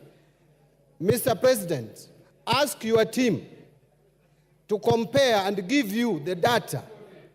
When we passed the finance bill of 2023, what effect has it have on revenue collection? If you compare revenue collection up to 12 months leading to March 2024, the growth in revenue is 13.8%. Compare that to the same period ending March 2023, revenue growth was 14.5%, far much higher than revenue growth for this year, even in a year of election. The reason is simple. You are discouraging tax collection by imposing excessive high taxes which are discouraging business in this country. I heard the leader of majority tell us not to be populist, not to play populism. I want to remind Honorable Kimani Ichung'wah, that which you call populism, that which you call playing to the gallery, is what has made Kenya Kwanza government, which was just stamping, to climb down and accept what Kenyans had started saying early, and they were not listening. Therefore, we will continue playing populism if that is what is going to make Kenya Kwanza listen to us. Mr. Speaker, this government is giving you with the right hand and taking with another, the left hand. Why do I say so? We are being lied to as a country that now VAT on bread is going to be reduced, which anyway was not there in the first place. You are the ones who came up with this crazy idea. This crazy idea was not in our books. It is this government which came up with a crazy idea, and now they are telling us we should celebrate when we have caught them. It is like someone trying to steal your cow at night. And when you hear the footsteps of the cow and you come out and you shout and make noise, then he comes back with the cow and he tells you you should celebrate because I've not stolen it. We have caught you. The people of Kenya has caught Kenya Kwanza when they wanted to introduce tax that don't exist anywhere in the world, like motor vehicle tax. This government will go down as a motor vehicle tax government. Mr. Speaker, look at what the committee is trying to do. This Committee of Finance. After Kenyans have made noise and you are reducing these taxes, then you come up with a clause at the end, the last paragraph of your report. You are going to introduce a new clause to this bill, which was not there, called road maintenance levy. And you are telling us clearly that you have not been able to collect enough levy in this year than previous year because the prices of fuel was high, and you are proposing to increase it here by 7 shillings, but I'm told, I have information, that you are going to move it to 9 shillings when we come to the Committee of the Whole House. We must reject these attempts to increase the price of petroleum product because that will increase even the price of electricity and therefore will increase the cost of production. Order, Mbadi. Yes, Chairman. What's your point of order and under what standing order?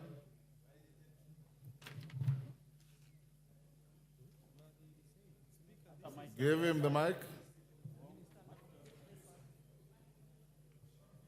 Honorable Speaker, I raise under standing order number 91. Is it in order for my very learned colleague and senior in the profession to mislead He's this not House? learned, he's educated. Okay. My senior accountant. Gender Molo, you should defend the profession. Is it in order, Honorable Speaker, for CPA Bandi, an experienced accountant and a very experienced lawmaker, to say and to inform this House that the report on the finance and national planning is amending the road maintenance levy to increase fuel prices? He should know better that an increase in the fuel prices is contained under regulations on the Kenya Roads Board Act.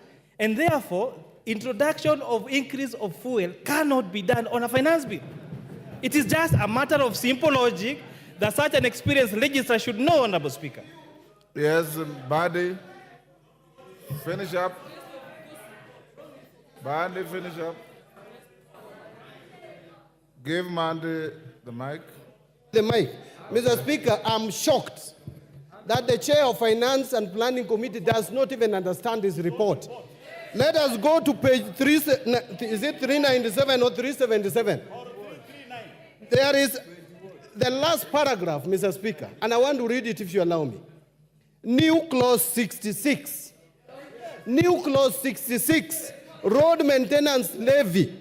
The committee notes that the road maintenance levy is charged on all petroleum. I don't want to read all that. It says, the addition of the committee to help raise sufficient funds to maintain and repair roads across the country, the committee recommends an increase of the levy pursuant to Section 3 of the Road Maintenance Levy Fund Act from 18 shillings to 25 shillings per litre on all petroleum products.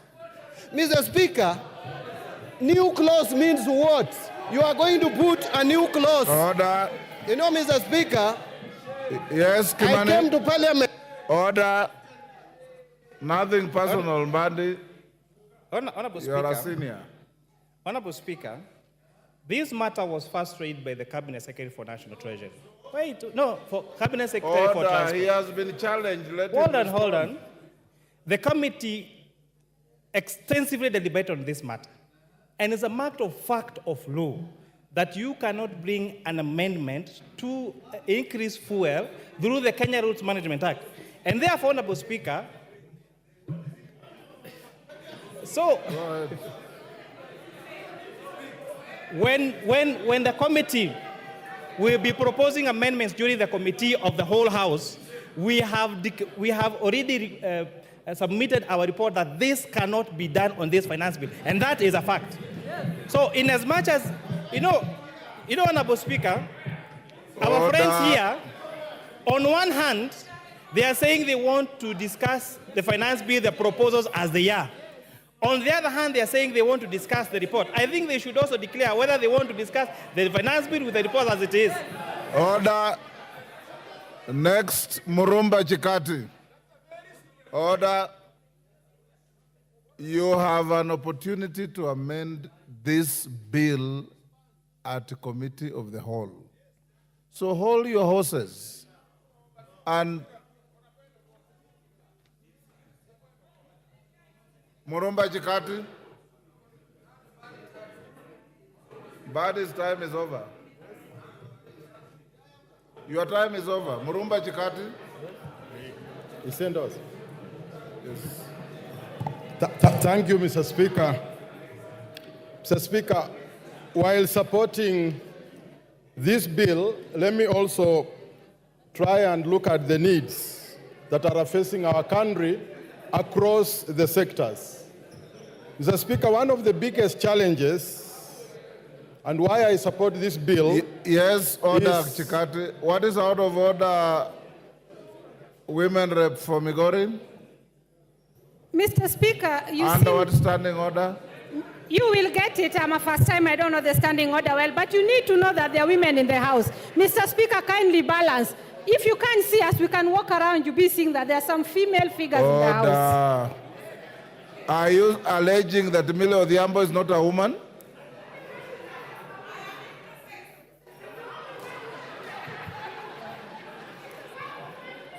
Go ahead.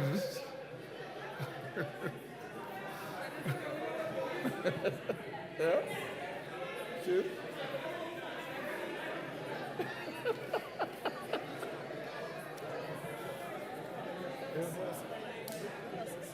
Mr. Speaker, can I continue? Thank you. So, thank you, Mr. Speaker. While supporting this bill, I would like also to examine the needs that are facing our country across different sectors. one of the biggest challenges we've had is with the education sector. The JSS, Mr. Speaker, was started without proper infrastructure. We have a serious problem of infrastructure and manpower in the JSS. It is my hope, Mr. Speaker, that these funds be raised through taxation so that we could be able to support the JSS, which is really struggling to pick up, and deliver it to where it is supposed to be. The next area, Mr. Speaker, that I would like to look at is the TVET sector. TVET is critical to the development of our country. But this TVET lacks two things, equipment and manpower. And it is my hope, Mr. Speaker, that some of the funds allocated and which is going to be raised can be able to deliver the TVET sector as required. Access to electricity, Mr. Speaker, in the rural areas is a problem in Kenya. The last mile, which had started in 2013, between 2013 and 2017, stalled along the way. It is my hope that the last mile electricity in rural areas can be able to be spread so that rural Kenya can be able to access electricity just as much as urban centers. Mr. Speaker, access to the health sector in Kenya is important. And therefore, part of this bill proposes to raise money for the social insurance fund, which is critical to access to health in our country. And access to health is also important because it translates to the development of our country in general. Thank you, Mr. Speaker. I support.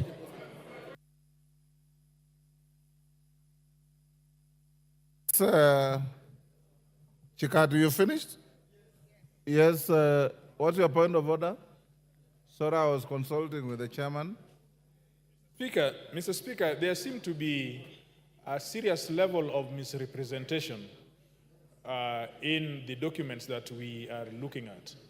And we trusted that the report by which we are comparing the debate on the bill is accurate, is honest, and is straightforward. It has transpired by the words of the chair of the committee, who has signed the document, that the document did not bear this issue on RMLF. Now, Mr. Speaker, all of us have come here with good faith, and we want to debate this thing in the best of faith as we can.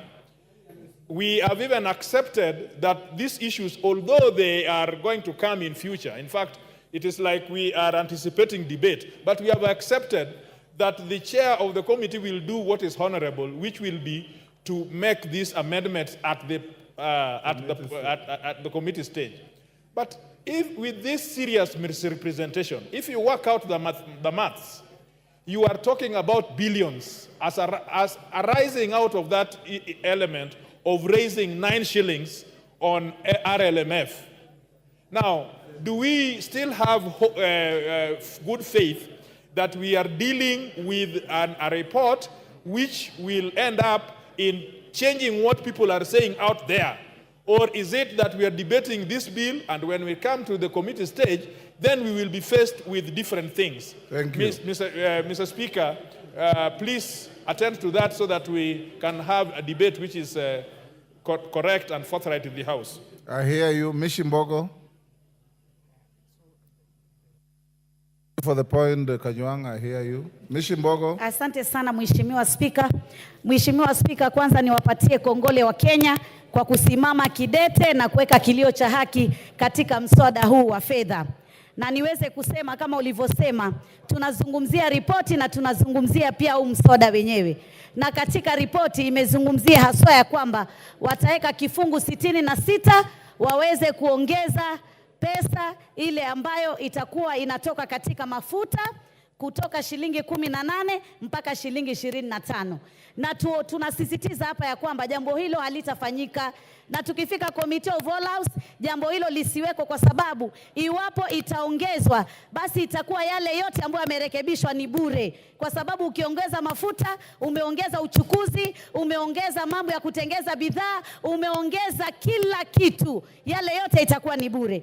Jambo la pili, Mheshimiwa Spika, hata sisi kama Wakenya iwapo tunataka kukimu bajeti yetu, haiwezi kuwa njia ni moja tu ya kuweka ushuru kwa Wakenya ambao ni walalahoi na wamefuka ukutani. Lazima tubadilishe mbinu, lazima tuwe na mbinu mbadala ya kufufua viwanda, ya kujenga viwanja na kutafuta njia ya kupata mapato ya taifa letu la Kenya kupitia rasilimali nyingi ambazo tunazo katika taifa la Kenya.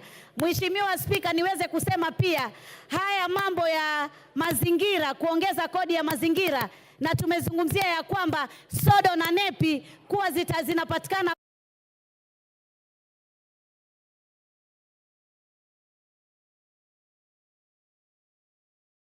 na wameambiwa ziko China wazingoje zije. Hiyo ni kumaanisha hatuna uwezo thabiti wa kuweza kuwa na sodo, na hivyo basi afya ya kina mama haswa katika mambo ya hedhi itakuwa na matatizo iwapo tutakuwa tumeongeza jambo kama hili. Jambo la pili, mambo ya mafuta ya kutoka kwenye miti na kutoka kwa wanyama, ile Kiingereza tunasema edible oil.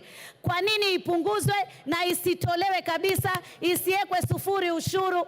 Hii ni kitu ambacho kinatumika, bidhaa inatumika na Wakenya wengi wale walalahoi. Kwa hivyo jambo hili lazima tulitowe. Jambo jengine, nasikitika sana, sijui ni nani ametoa mambo haya ama kupeana mawaidha ya kuweka mambo ya ushuru ya mkate na mambo ya ushuru ya ile mifuko ya majani. Jamani, yule ambaye alikuwa ametoa mawaidha hayo, tunataka tumwambie shetani ashindwe, kwa sababu sisi wa Kenya mkate twaupenda, twautumia sana na chai ndio kiamsha kinywa chetu. Nataka niseme pia Mheshimiwa Spika, hata ukiangalia katika huu mswada kuna mambo mengine ambayo yamejificha ambayo yanatuathiri sana, kama vile imezungumzia stove zile za kupika. Stovu zile za kupika ni stovu ambazo Wakenya wengi ambao hawawezi kununua meko za kutumia gesi wanatumia stovu, na hizo pia zimeongezwa ushuru. Ukiangalia tunapigana na janga la malaria, leo tunaambiwa ile tunaita Kiingereza mosquito repellent, ama ile dawa ya kujipaka ili kusudi watu wasiumwe na mbu na kuleta malaria, yes, pia imeongezwa ushuru. Order, Millie Odhiambo, what is the issue? Under what standing order? Mr. Speaker, under standing order 1. No, it's Mr. not Speaker, available. I'll explain, Mr. Speaker. Standing If you give me... one is not available to you.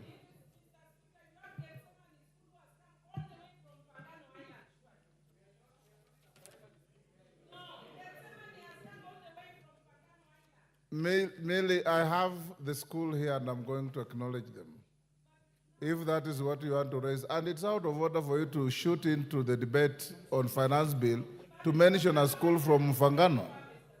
Take your seat. Take your seat.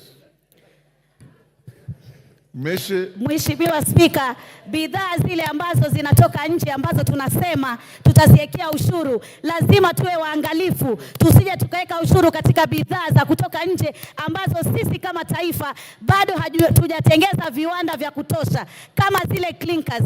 Sasa hivi tunajenga manyumba ya bei nafuu na tunatumia material nyingi sana, na hivi basi hatuna viwanda vya kutosha vya kutengeza bidhaa kama hizi. Kwa hivyo lazima tuangalie wakati mwafaka ambao tunaweza kuongeza ushuru kwa bidhaa za kutoka nje, wakati tumetimiza na tumekuwa na uwezo kama taifa la Kenya. Vile vile pia nataka niseme ya kwamba mambo ya magari, ambapo magari tulikuwa tunaambiwa ya kwamba ni mapato, na tulipoambiwa ni mapato ya kwamba tuweze kutoa ushuru, nataka kusema magari si mapato. Magari ni ile tunasema asset, kwa Kiswahili rasilimali, na huwezi kumtoza mtu ushuru katika rasilimali. Jamani, tupunguze matumizi ya kiolela katika maofisi yetu. Ofisi ya naibu wa rais inataka kufanyiwa marekebisho mabilioni ya mapesa. Ukiangalia bei ya kununua hiyo ofisi na bei ya marekebisho ni tofauti sana. Lazima tuangalie ufujaji wa pesa tuweze kusaidia taifa la Kenya, lakini tusitegemee mambo ya ushuru peke yake tukaona tunaweza kukimu bajeti yetu. Nataka niseme sisi kama Wakenya tuendelee kusimama kidete, tusingoje wanasiasa tunapoona mambo yanatukwaza, haswa haya ya kiuchumi. Tusimame sisi wenyewe kidete, tuweze kusikia sauti zetu zikizungumziwa. Jambo jingine ambalo ningetaka pia kuzungumzia, niseme ya kwamba tuweze pia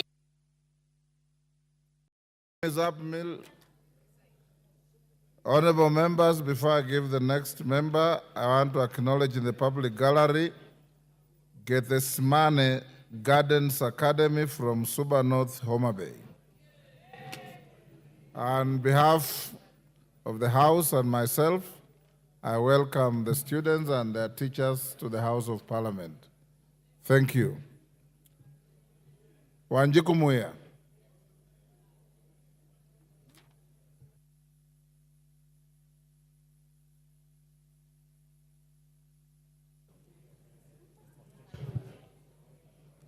Thank you, Honorable Speaker. I stand to support the Finance Bill 2024 because the proposal from Nyandarua County and Kipipiri have been heard. And I want to confirm to the farmers from Kipipiri that their potatoes will not be taxed. But having said that, Honorable Speaker, as the chair of regional integration, I want to put information to the House that as EAC, we are a community. And I want to discourage members from debating and indicating that the bill is against the eggs from Uganda. That is not the essence of having a community. We can debate it nicely. The eggs from every region within the community are allowed. You can have them from Uganda. So constrain debating on that matter, because as long as you pay, but let us discourage to discuss that the eggs from Uganda, the onions from Tanzania. We are a community, we can also sell to them. Honorable Speaker, I want this House to be honest to the Kenyans and more to the Gen Z. Honorable Speaker, we have a budget. And because many members have debated on the issues that were raised by Kenyans, and I want to congratulate the committee by the very able chair, Honorable Kuria, because they had the proposal of Kenyans on vehicle, on agriculture, on all those things that have been debated. I want to restrain myself from debating on the same and seek that this House become honest for once to the Kenyans. Honorable Speaker, we must ask ourselves, do we need a budget? Of course, yes, we need a budget. How do we finance the budget? Honorable Speaker, the Council of Governors have been camping at State House asking for more funds. Honorable Speaker, these members, led by myself, have been camping at Honorable C.S. Murkomen asking for roads. Honorable Speaker, these members have been speaking of JSS teachers, asking for billions to pay them. These members have been speaking for the old, asking for more than 40 billions to pay the senior citizens.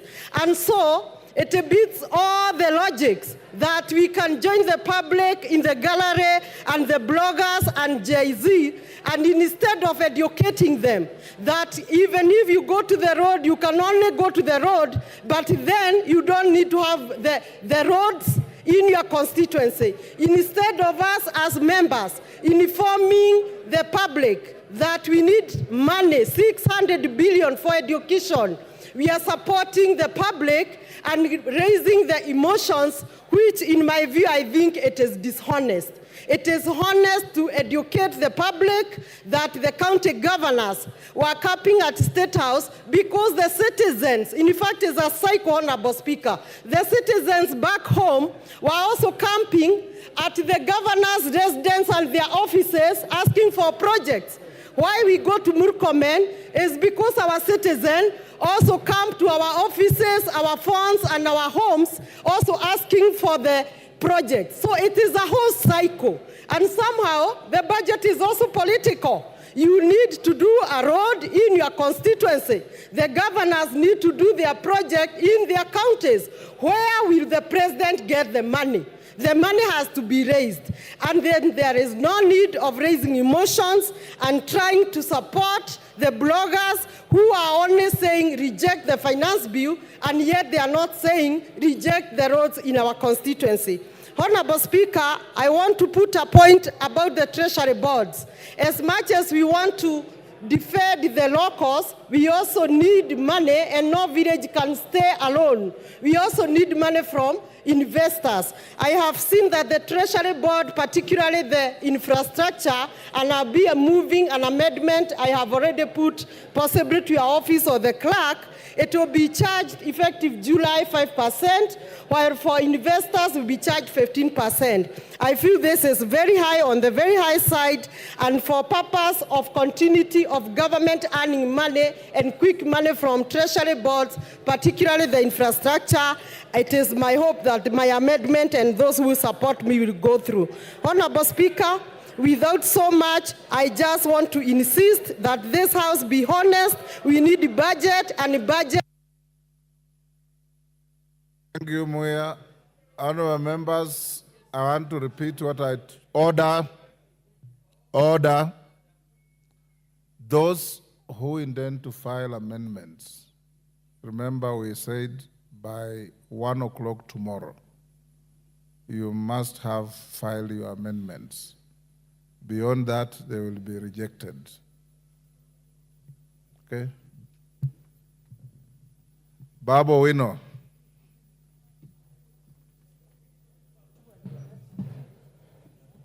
Thank you.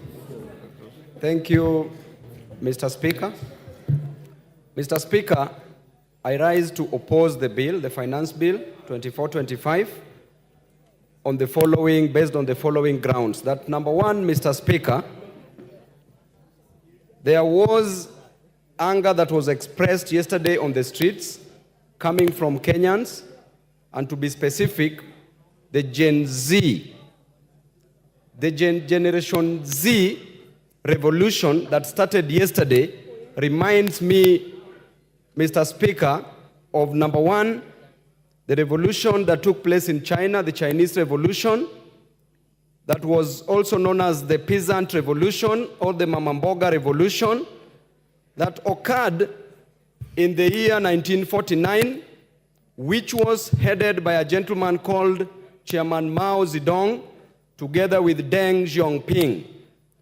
Mr. Speaker, the revolution that started yesterday also reminds me of the Russian Revolution, which was the Bolshevik Revolution that took place in 1917 under the leadership of Vladimir Lenin and Joseph Stalin.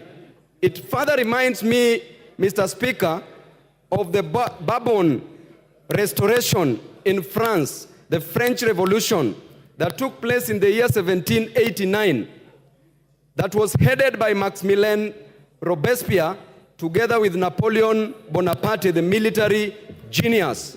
Mr. Speaker, that revolution advocated for three things. Number one, equality and fraternity. Can you just shut up as I pump knowledge in your empty mind? Kagombe. Baba, will you not take your seat? Yes, give Kagombe the... Thank you, Mr. Speaker. Mr. Speaker, the member for Embakasi East... What is out of order? ...is beating drums of war. It is very unfortunate to use this forum, Mr. Speaker. Standing order, Kagombe. The relevance of what the member of parliament is speaking about is not relevant to the bill that we're discussing here. What he's doing is taking an opportunity to use this floor to beat drums of war in this country. We are at a very bad moment at the moment, at this time, and we cannot allow that to happen on this floor, on the floor of this House, Mr. Speaker. Go on. Mr. Speaker, you know I don't like responding to fools. Order. The Bible says in the Can book you of, withdraw that? It's There are in the no book, fools in this house. in the book of Proverbs 26, the Bible says, Mr. Speaker, that never respond to a fool because the... Order, Babu Wino. Order, Babu Wino. In this house, order, members. Whether a member represents fishermen from the shores of the lake or the sea, whether a member represents herdsmen, whether a member is a professor, you are all honorable members of this house. And there are no fools in this house. And I want to warn you, Babu Wino, respect begets respect. Respect your colleagues, they will respect you. There are no fools here. Can you withdraw and apologize? Mr. Speaker, a fool is somebody who does not understand something. Order. Order. Order, Babu If I Wino. think that somebody is a fool, why should Order. Order, Babu Wino. You withdraw and apologize, or I truncate the mic and give the floor to somebody else. Give him the mic.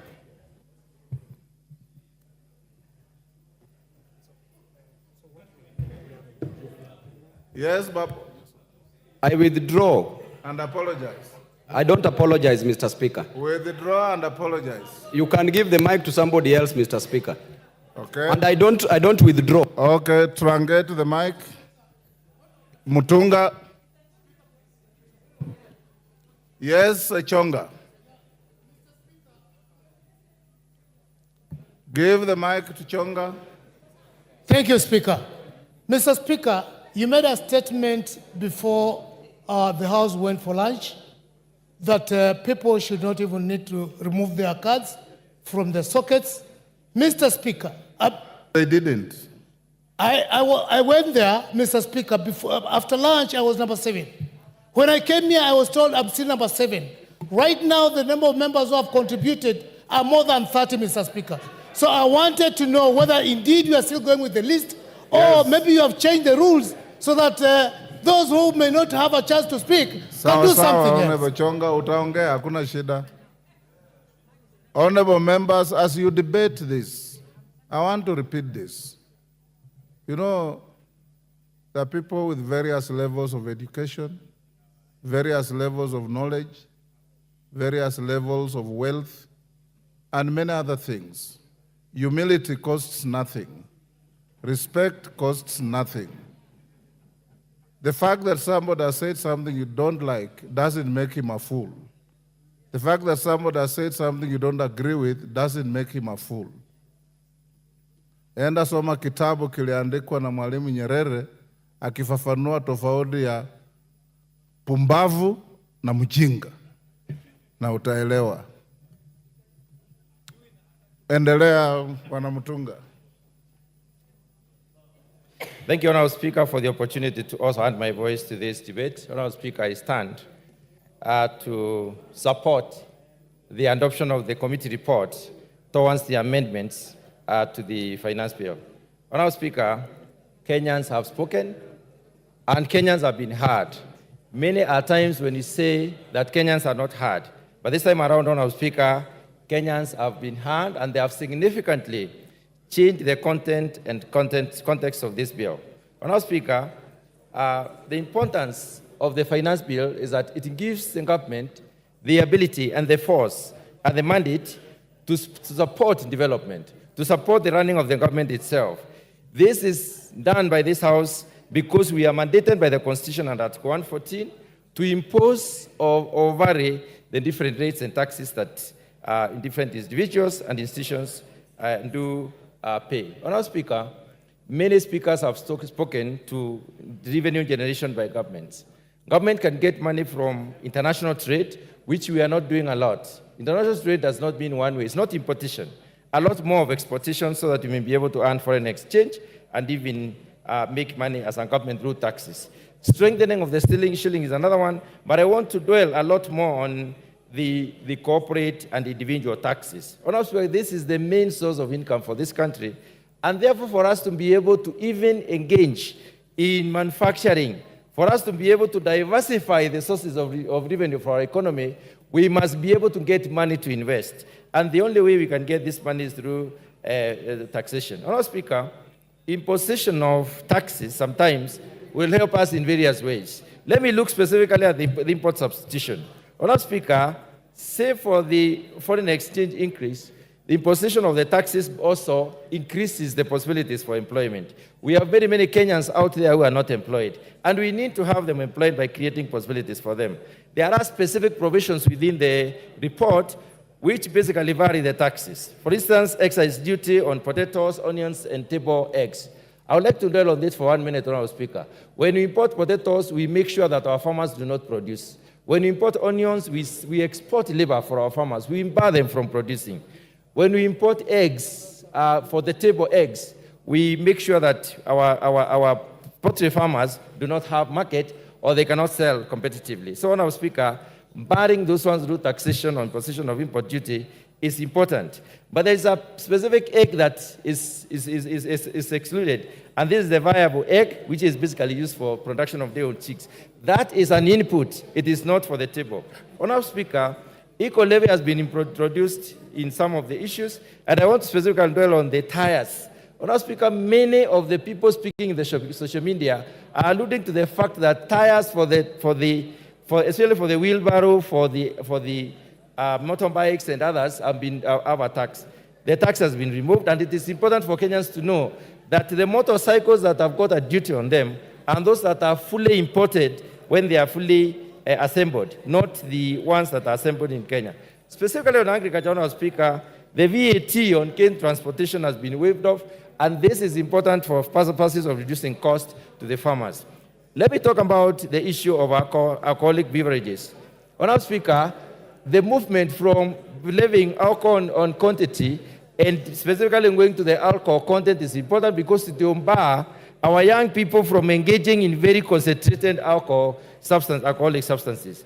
Honourable Speaker, there has been an exemption of duty, a proposal for exemption of duty within this report for the beverages originating from sorghum, millet, and cassava. What this does, Honourable Speaker, is basically to to improve the production of these particular commodities and therefore encourage production of other beverages through them. Honourable Speaker, there has been improvement within the report of disposable income.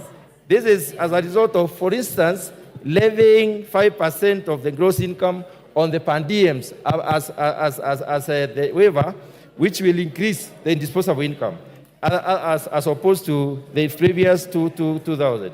Honourable Speaker, the inclusion of shift and the housing levy as statutory deductions also increases the disposable income. The final one, Honourable Speaker, I want to talk about is the motor vehicle circulation levy. This was a major issue, and I had also proposed to bring an amendment on this particular issue, but I'm glad the report recognized that and did away with it. Honourable Speaker, this report is balanced. We must raise some money. We cannot reduce everything. We cannot remove everything. We should be able. Thank you. Honourable Oundo.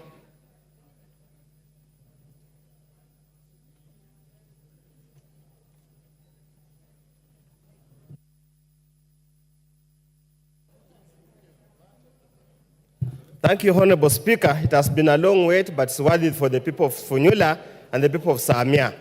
Honourable Speaker, on the onset, a finance bill is meant to cure two issues: to make proposals for revenue raising for that particular financial year, and to make administrative changes to existing financial or revenue raising measures and taxes of that kind of a nature.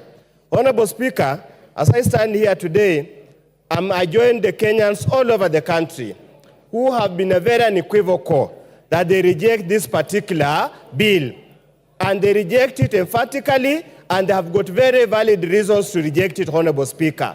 I'm here to represent the people of Funyula because there's an established principle, no taxation without representation. So, Honourable Speaker, I'm here on behalf of the people, and I state what the people of Kenya have told me. Honourable Speaker, just perusing through the draconian measures contained in this bill, Honourable Speaker, clearly indicates that drafters of the bill are sadists, are impervious to the suffering of the people of Kenya, and I call upon the cabal and the coteria that presented this bill to go and soul search and find out, are they part of the Kenyan people or they are part of the oppressors? Honourable Speaker, in all fairness, How would you impose an income tax on an asset? How?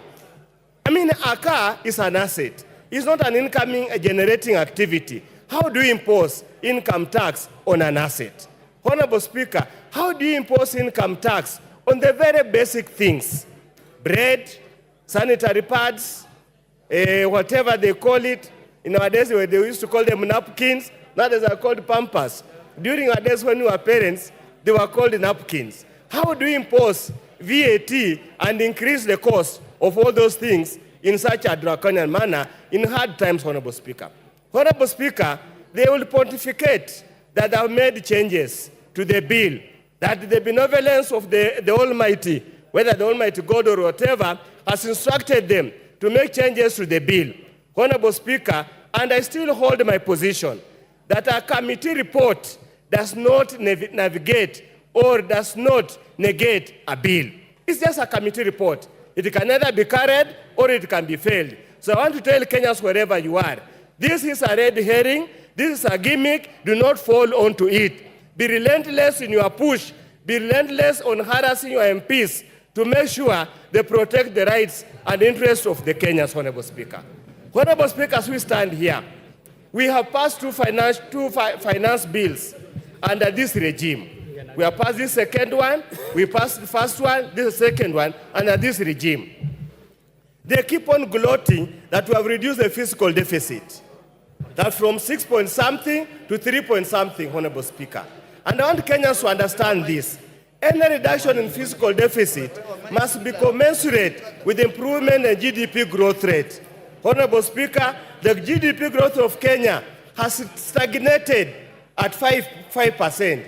And the World Bank estimates this year indicates likewise it will remain the same at 5%. So the so-called fiscal reduction of fiscal deficit is a paper story, has no impact at all on the ground. Honorable Speaker, we need to be very careful. This is a country of close to 50 million Kenyans, and all Kenyans must be treated equally without discrimination. Honorable Speaker, imposing a tax or some kind of raw material, clinker, so that you benefit, you improve the economic value of a particular player in the industry is unconstitutional and is extremely unfair. As I conclude, Honorable Speaker, I really want to send a message to the President. And if he has read the book of Chinua Achebe, Okonkwo was told, this boy has called you father, don't kill him. He went ahead and killed him because he has been told by customs to kill him. IMF, Brinted Wood, and the USA is telling you to kill Kenyans, but the Kenyans are crying, the blood of Kenyans will remain in your hands. Thank you, Honorable Speaker. I oppose. Naomi Wako. I have the mics. Thank you, Honorable Speaker, for allowing me to add my voice to this very important debate on Finance Bill 2024-2025. And from the onset, I confirm that I support and also congratulate the committee led by Kimani, as he has done very well together with his committee, and also having gone through the report. I congratulate the committee because they have put into consideration the many concerns that Kenyans have brought through public participation. As I say that, Honorable Speaker, it is unfortunate that our young people have been on the streets for the last few days, and some of them have gone through challenges because of that. Others have been injured, and that is just because somebody somewhere is spreading lies, talking a lot of lies to the nation and misleading the nation. It is unfortunate that today we are here debating on finance bill and also telling Kenyans how that finance bill will help us to facilitate the budget that we passed last week. Honorable Speaker, I have been visiting some of the ministries, and anytime you go to the Ministry of Transport, you go to Health, and you go to different ministries, you find our honorable members, colleagues, waiting to be served and demanding for projects to be taken to their constituencies. And unfortunately today, they are here fighting the methods of financing our budget and supporting the budgets they have been pushing for. When some of us are here in the House and debating and trying to push the agenda for the government, them they are moving from one place to the other, looking for opportunities to do businesses in the ministries and with the Kenyans, and today they are here fighting and misleading Kenyans. Honorable Speaker, the most important thing that we can do today, it is to help our government to be self-reliant.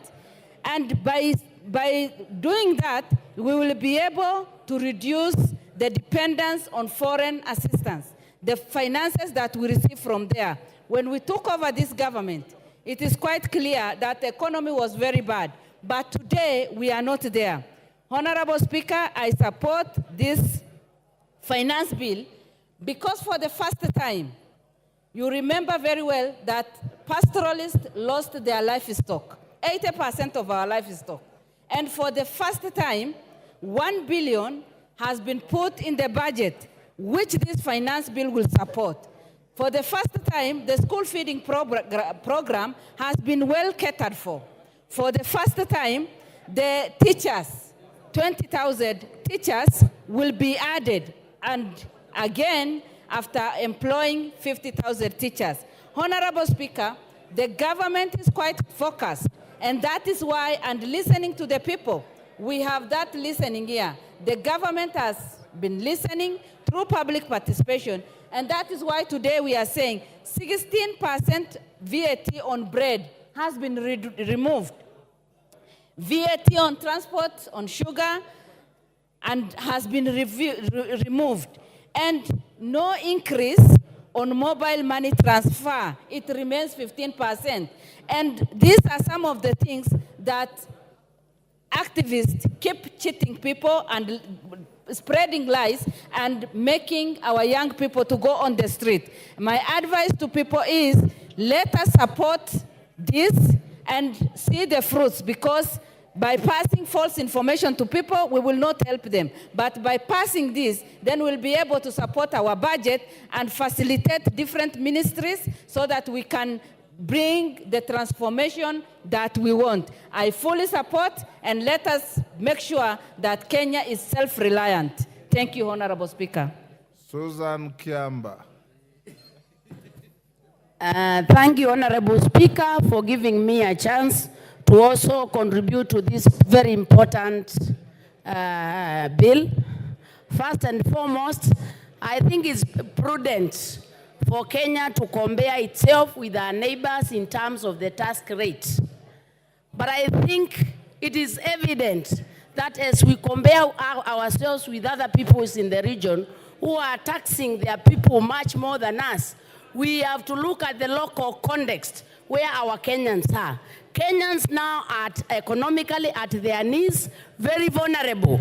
And anybody attempting to add anything on top of the suffering Kenyans, it will not actually do justice. So I think it is very dishonest for us to compare ourselves or to get inputs from international financiers and imagine that Kenya is in the same situation.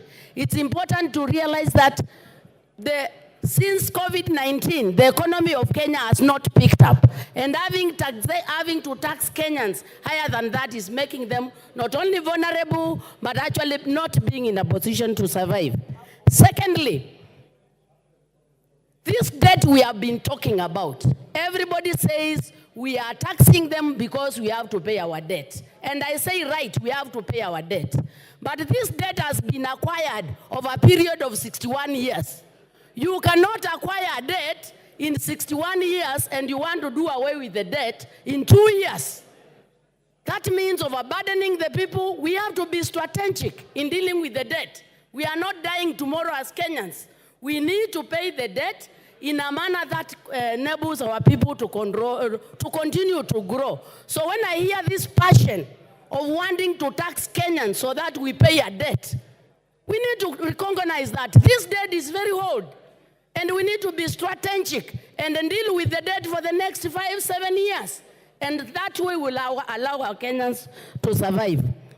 Thirdly, Honorable Speaker, it is very shocking, even since Finance Bill 2023, we are borrowing money to do reproductive activities. We say we are poor, we need money. But the little money we get, we go and put in housing. We go and put in health care. While I accept these valuable things, but you cannot have the few coins you have, instead of putting them in something productive, you put the small coins in a dead hole. When you build a house, when will it generate income so that we collect taxes? I think we need to sit down and have a finance bill that is strategic, enabling, and can take Kenya forward. We cannot have a finance bill where the little money we have, we are actually putting them in a hole. When we go and build everybody a house, it is a good thing, but is it right for us now? The small money we have, we must put it in a reproductive activity. And I do not see anything like that in this finance bill.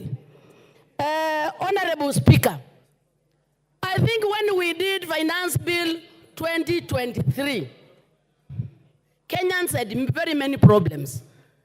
The Finance Bill 23, we have not even seen the fruits. People are still in burden. They are still overburdened. We've never seen the fruits.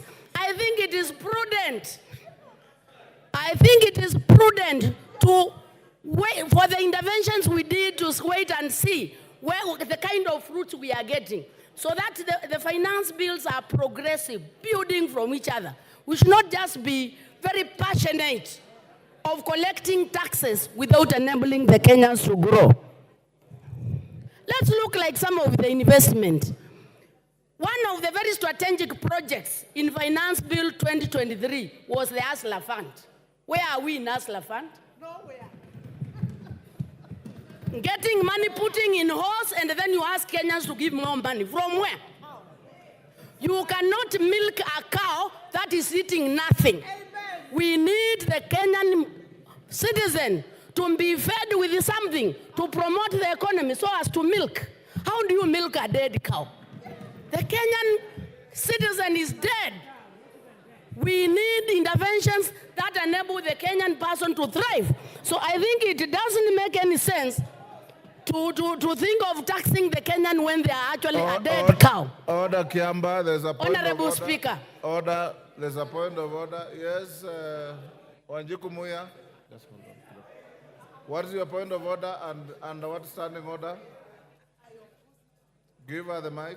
Honorable Speaker, I'm standing on point of order number 91.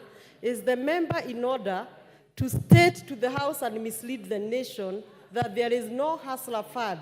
Can she substantiate?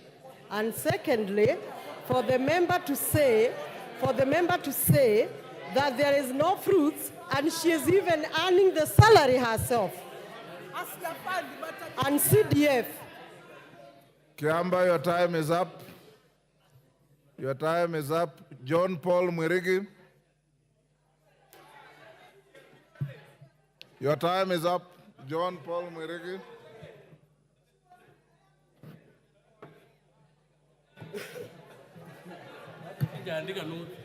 Check. Okay, thank you very much, Madam Speaker. Madam Speaker, I rise also to contribute on this motion, on this bill, Madam Speaker. Madam Speaker, the Kenyan citizens, Madam Speaker, sent us to this house, Madam Speaker, to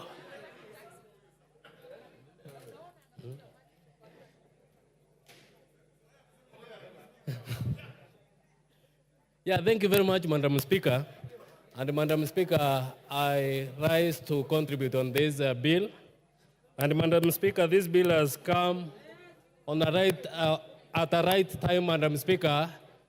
I remember 2 weeks ago, Madam Speaker, we were in this house when we were passing the budget, Madam Speaker. And this finance bill, Madam Speaker, is targeting,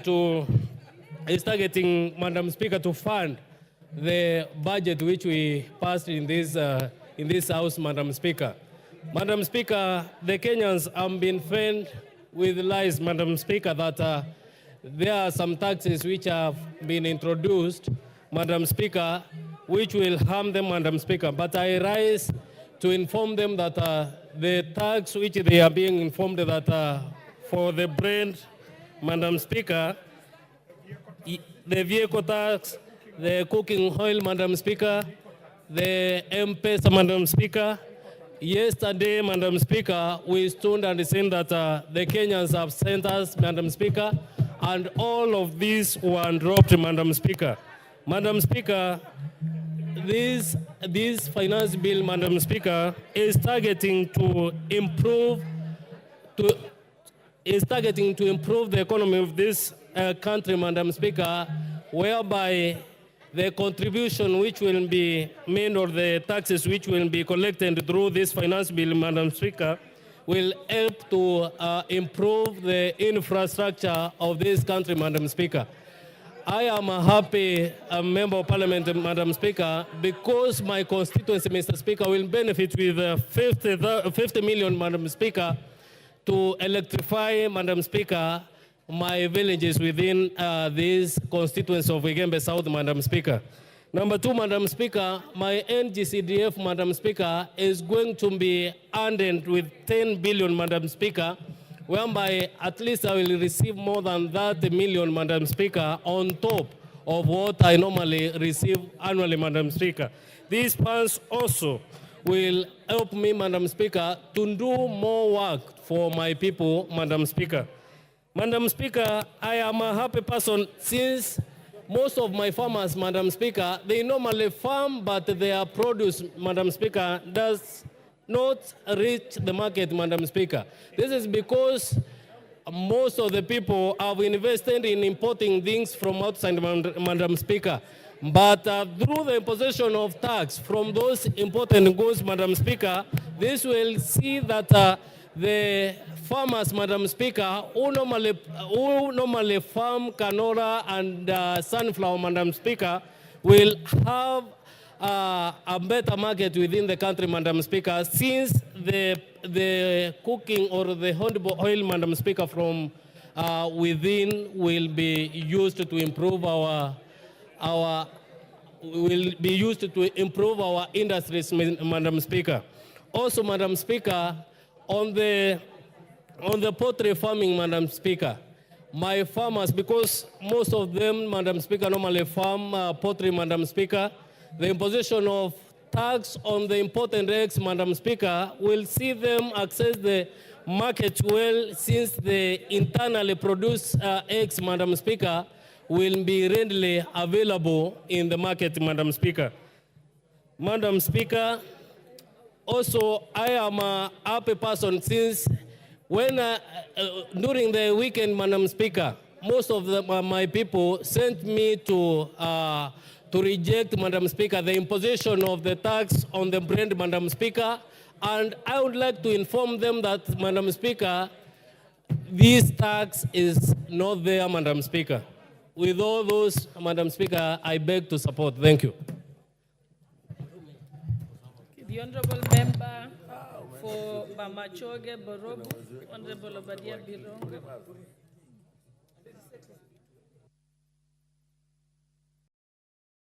Thank you, Madam Speaker, for affording me the opportunity to address this House. I was going to address the issue of the proposal by the government to increase the RML from 18 to 25, but thankfully the chairperson for the Committee for Finance and National Planning actually said that there is no such thing in the bill. Because of that, I am going to switch my attention to the events of yesterday. Madam Speaker, yesterday our adoring Generation Z woke the government from deep slumber. Our very audacious Generation Z decided that they are going to make their voices heard. Madam Speaker, I thought of words to be able to salute them on X, but my words failed me. Madam Speaker, I was wondering, since I didn't do them justice on X yesterday, and this is the point at which I want to ask for the attention of every member here, because this generation is our future. And as I thought about what we usually do when the visitors of our speaker seated in the speaker's gallery are accorded, I cannot help to note that the speaker actually beams with happiness whenever we acknowledge her visitors in the speaker's gallery. It is in the same vein. It is in the same vein that I wanted all of us, in saluting what Action Gen Z did yesterday, and noting the, Madam Speaker, that Gen Z actually represent the best of our country, and that yesterday they were only exercising what is very clearly in our Constitution, Article 1.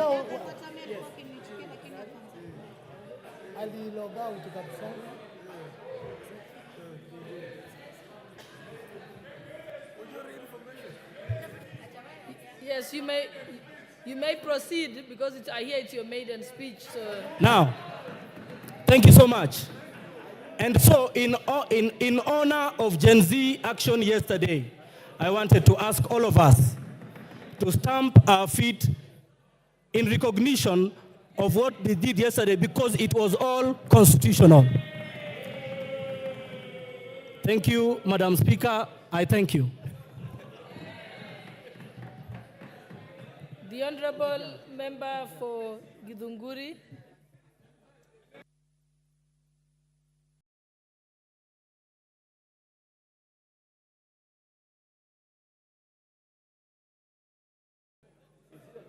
Hello. Thank you, Mr. Speaker. I rise to give my contribution on the finance bill proposal, which has been tabled in this House. Madam Speaker, for a long time, finance bill has not been a subject of discussion in this country. But for the last 1.5 years, Kenyans have awakened to the issues that are there in finance bill and have made it a public discussion. Madam Speaker, I had attempted to speak earlier on in the floor because I am a user of sanitary towels. And as a user, as a mother, as a woman leader, I am greatly concerned that the price of sanitary towels and diapers is not only going to affect the mothers and the users of those items, but is going to affect the budget of individual homes. I have interrogated the proposal of the finance bill very deeply, Madam Speaker, and I've realized that there are promises flying around. The excise duty that was proposed on sanitary towels and diapers has been removed. Or rather, there is a recommendation from the Committee of Finance to remove excise duty on imported sanitary towels and diapers. However, Madam Speaker, the raw materials that are being used by local manufacturers are subjected to VAT. And if those raw materials are going to continue being subjected to VAT, the manufacturers will have no choice but to pass the cost of that VAT to the users. And therefore, Madam Speaker, if we do not remove VAT on raw materials that are making sanitary towels in Kenya for local manufacturers, we are still going to have expensive sanitary towels and diapers. Madam Speaker, currently there are children who do not go to school when they are on menses because they cannot afford sanitary towels. If we add extra price on cost of sanitary towels, we are going to deter lives of many girls who can become powerful women in this country. Madam Speaker, in the spirit of making laws, we cannot make laws to obscure other laws. I have gone through the finance bill proposal, and have noted that there are various proposals that have been put in the finance proposal that are going to deter us from implementing the laws we have made previously in this House. Madam Speaker, in the respect of that, I note that we have agreed a proposal to amend the Data Protection Act. Data Protection Act of 2019 is a law that we made in the previous parliament to protect our personal data. I know members of this House, I included, have received numerous messages from members of public. Where they got our numbers from, I don't know. Whereas we cannot blame them because maybe they are operating from a situation of pressure. It is against the law to share members' numbers. As they do that, Madam Speaker, we are protected by the law. What about if we allow us to amend that law and allow anybody to access our personal data, including financial data? And therefore, Madam Speaker, I am of the opinion that we must be very careful so that you don't make laws that are going to make other laws not operational.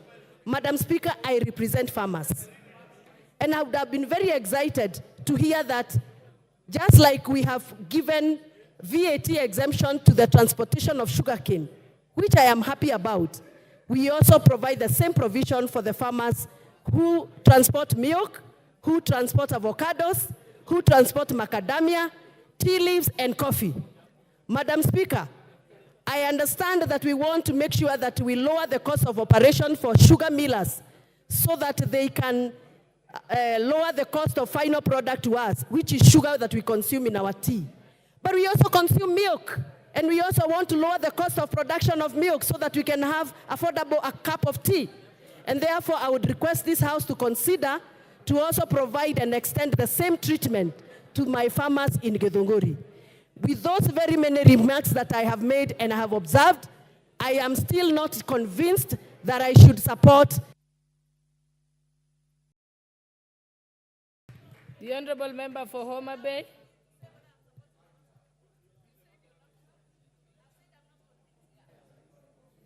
The Honorable Member for Homa Bay.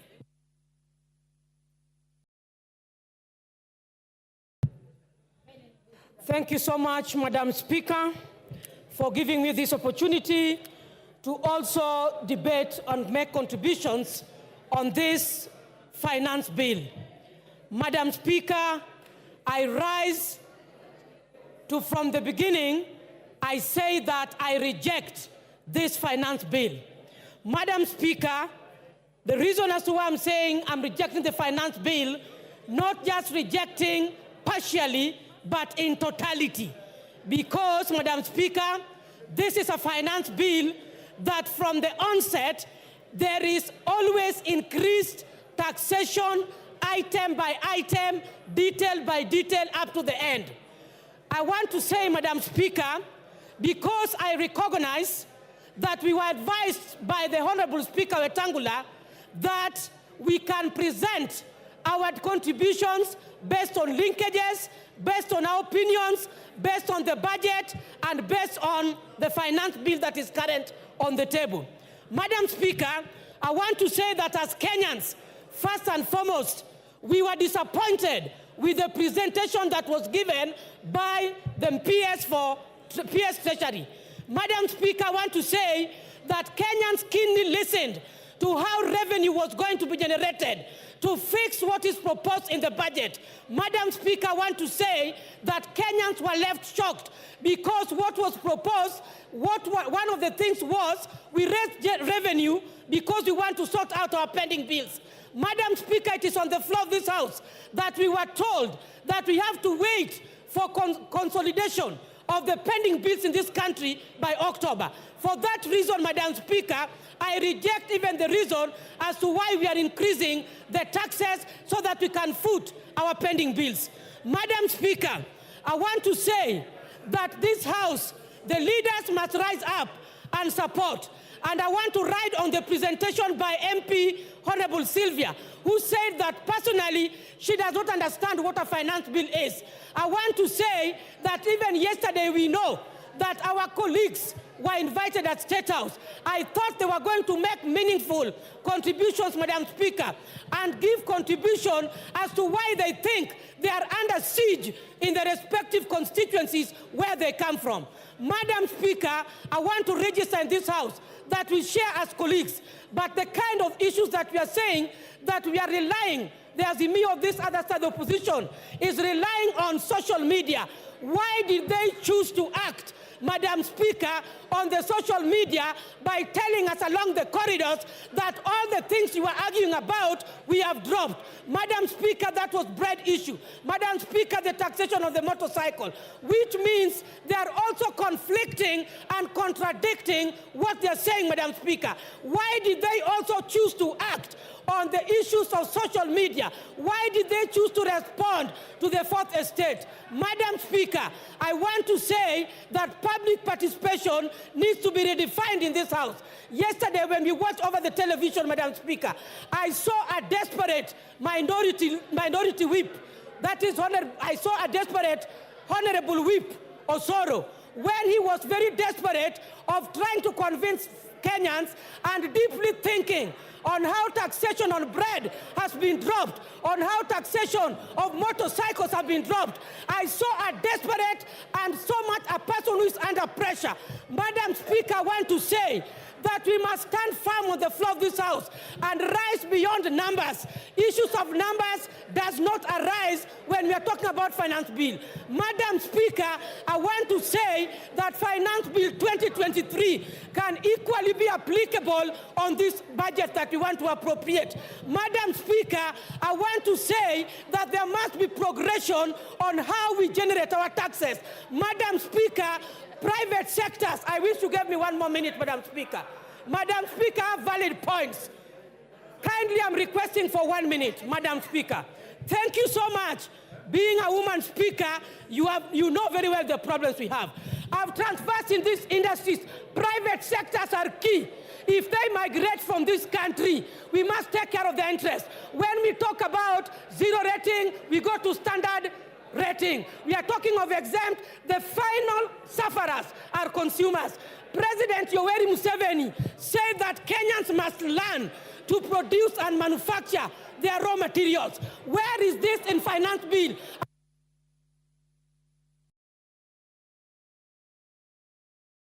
Thank you. The Honorable Member for Alego Usonga, Honorable Samuel Atandi. Thank you, Madam Speaker. Madam Speaker, I want to make a few observations. Madam Speaker, the anchor document that the finance bill draws its contents and which we passed in this House is known as budget strategy paper, medium-term budget strategy paper. Madam Speaker, that document, if you look at it, it is anchored on two important principles. The first principle is that the budget document needs to be predictable. The budget document needs to be predictable. The finance bill needs to be predictable. It also needs to be certain. The reason why this is anchored in this document is because, Madam Speaker, investors and businessmen, when they want to do business in a country, they must be certain that the tax laws that will prevail are long-term and that they are able to allow them to plan their businesses. Madam Speaker, before I joined Parliament, I used to work in the banking sector. And Madam Speaker, we could engage business people and we help them to draw strategies for business. One of the things that we look for when we are doing this, Madam Speaker, is that how will the tax environment obtain in the next 2, 3, 4 years? Madam Speaker, if you look at this tax bill, if you look at this finance bill, Madam Speaker, we just did finance bill last year. And even before the businesses take advantage of the finance bill which we enacted, the incentives which we provided, shortly we have a new finance bill which is overturning those benefits.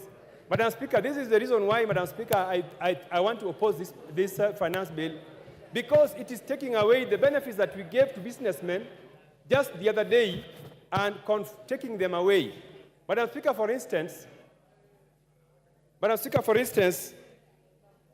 a tax like import declaration fee.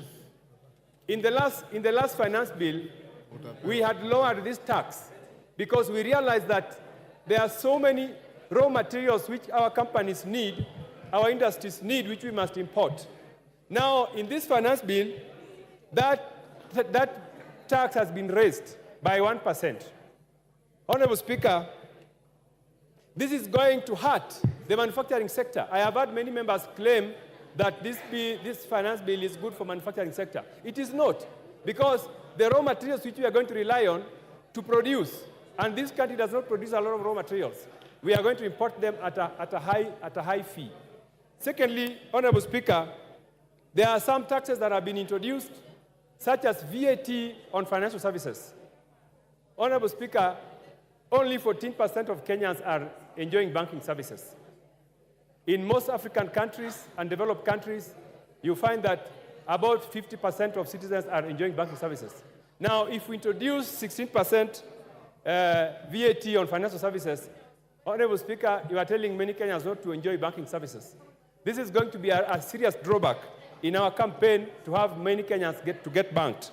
But Honorable Speaker, this also applies to the new tax which we are introducing on mobile money transfer.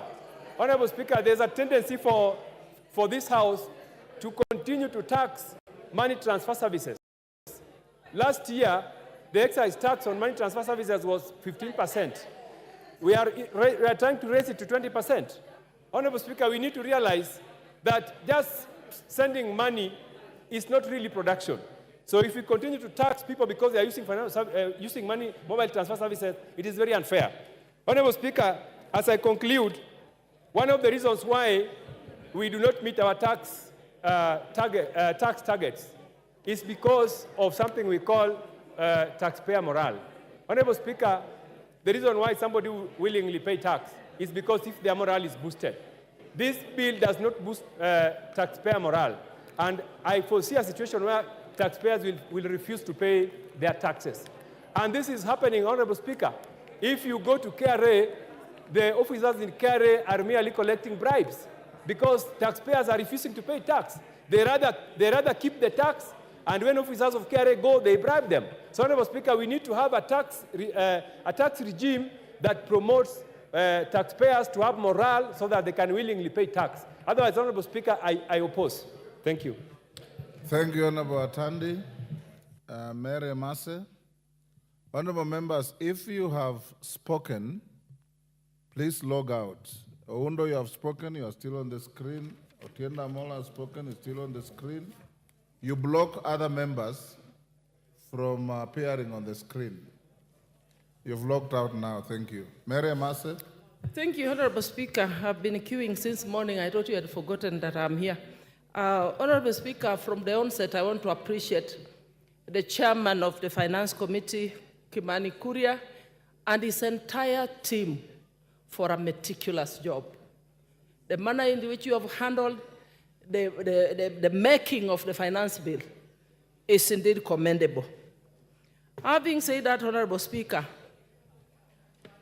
Article 221 of the Constitution and Section 39(2) of the Public Finance Management Act, Cap 412, and the Standing Order 235, subsection 5, provided for the execution of the estimates of revenue and expenditure, and underline revenue.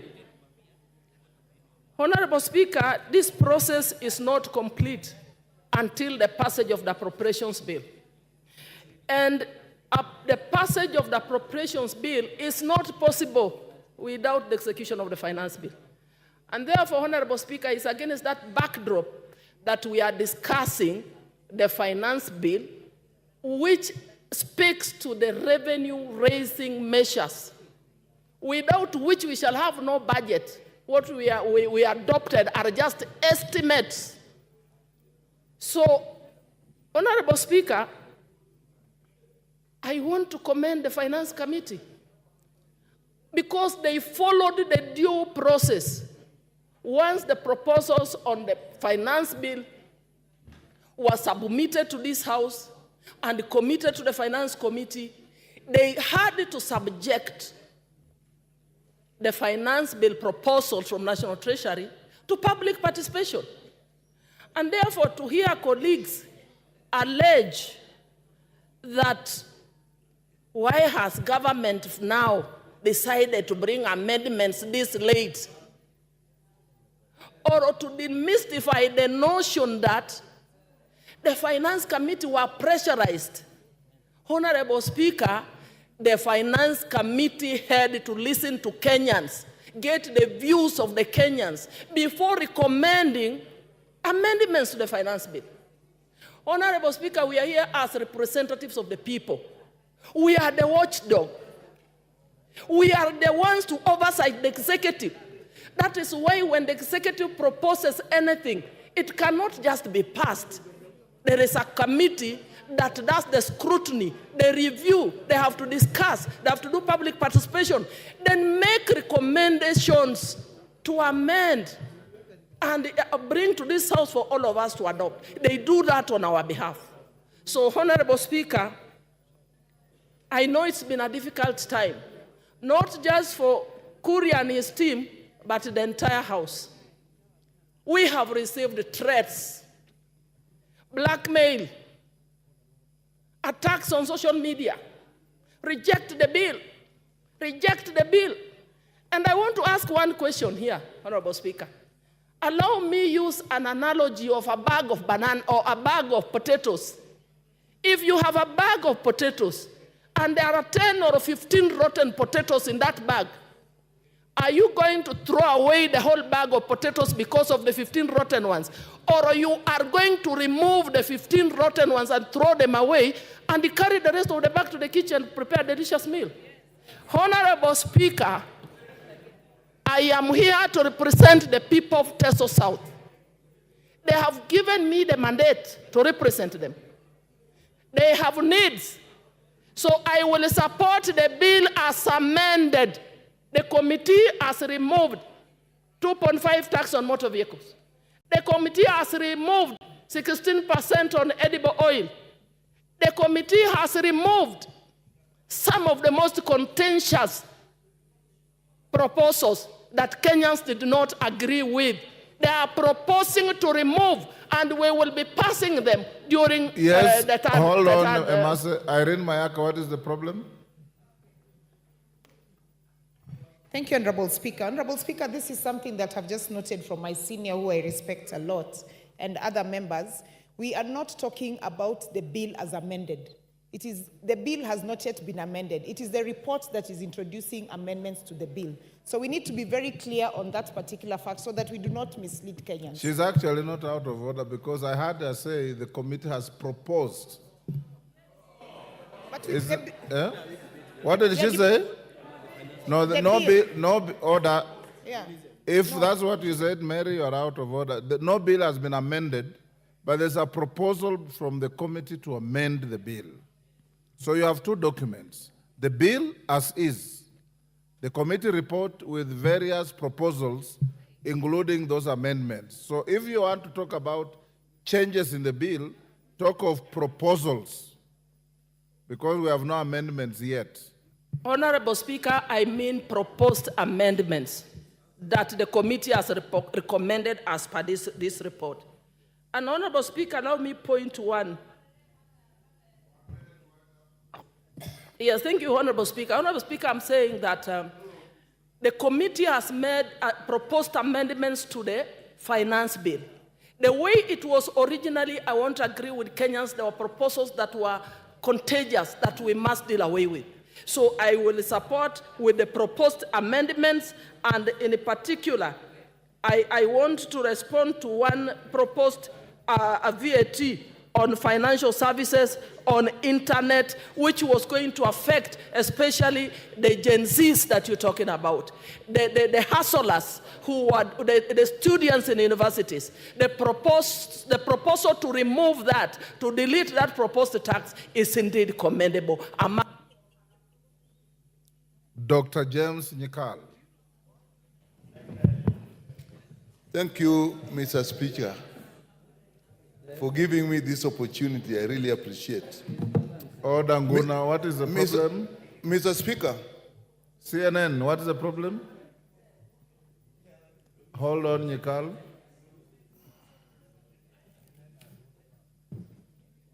Yes, CNN. Mr. Speaker, sir. Yes. I've been here since 9:30. And from the screen, it is clear I'm the one who is supposed to speak after Mary Massey. But anyway, let me be Take patient. your seat. I hope I'll be the next. Take your seat. The discretion remains the chair, but let me also tell you, if there's a member who sits here longer than any other, it's Dr. Nyikal. BBC will. He sits here from the beginning. The speaker finds him here. The speaker leaves him here. Thank you, Mr. Speaker. Mr. Speaker, I rise to oppose the Finance Bill 2024.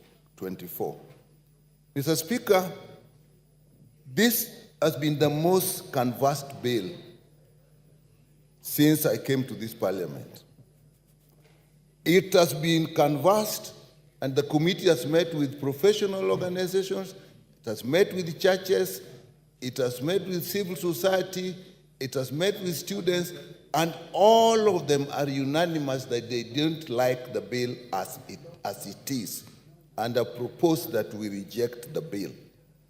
And Mr. Speaker, you have seen even yesterday, in just anticipation that the bill will be discussed, the demonstration, the picketing that was in this town. And Mr. Speaker, this time the people who are picketing, if you looked at them, are very well-educated people. If you listen to what they're saying, people may be thinking that they were mobilized through social media and so on. But those people have read this bill, and they know what is the bill. I dare say some of them may have read this bill better than us. And Mr. Speaker, the reason people are up against, the people of Kenya are up against this bill is we had a bill last year which actually people are suffering from. Now we bring another finance bill. They are still suffering, and they have looked through this one and they do not see hope. We represent the people of this country. And why is it that they're reacting like that? Mr. Speaker, if you look at this bill and the clauses that they didn't like, I'll come to the report later. Look at the motor vehicle levy or tax. It is illegal. They know it. An asset is not an income. It is there. And when you do that, all people suffer, not just the people who own vehicles, because it will include transport vehicles. If you look at tax on digital market, and that I think is why the young people are out. They have no jobs. These are educated people, and they're using the digital marketplace to actually earn a living. TikTok, content creation, and so on. We have even ourselves put hubs in our constituencies, and the Ministry of ICT is putting hubs and encouraging these young people to actually use them. We are now levying tax on that, and we do not have jobs for them. If you look at the VAT on bread, it's never been heard of. We're bringing it in. Who are we affecting? The ordinary person. Bread is a staple food. Mr. Speaker, if you look at VAT on vegetable oil, when some months back, we had a big problem with the price of oil. Again, we are now putting tax back. When the prices are just starting to come down, we are putting it. If you put money on mobile phones, everybody uses a mobile phone, even children who are going to school. Mr. Speaker. So people feel that the government, as we have now, is against the people. And that is why we are having this problem. Look at the eco levy in clause 45 and 48. What is it touching? Diapers, pads, tires of motor vehicles, bicycles, motorbikes, and so on. Again, touching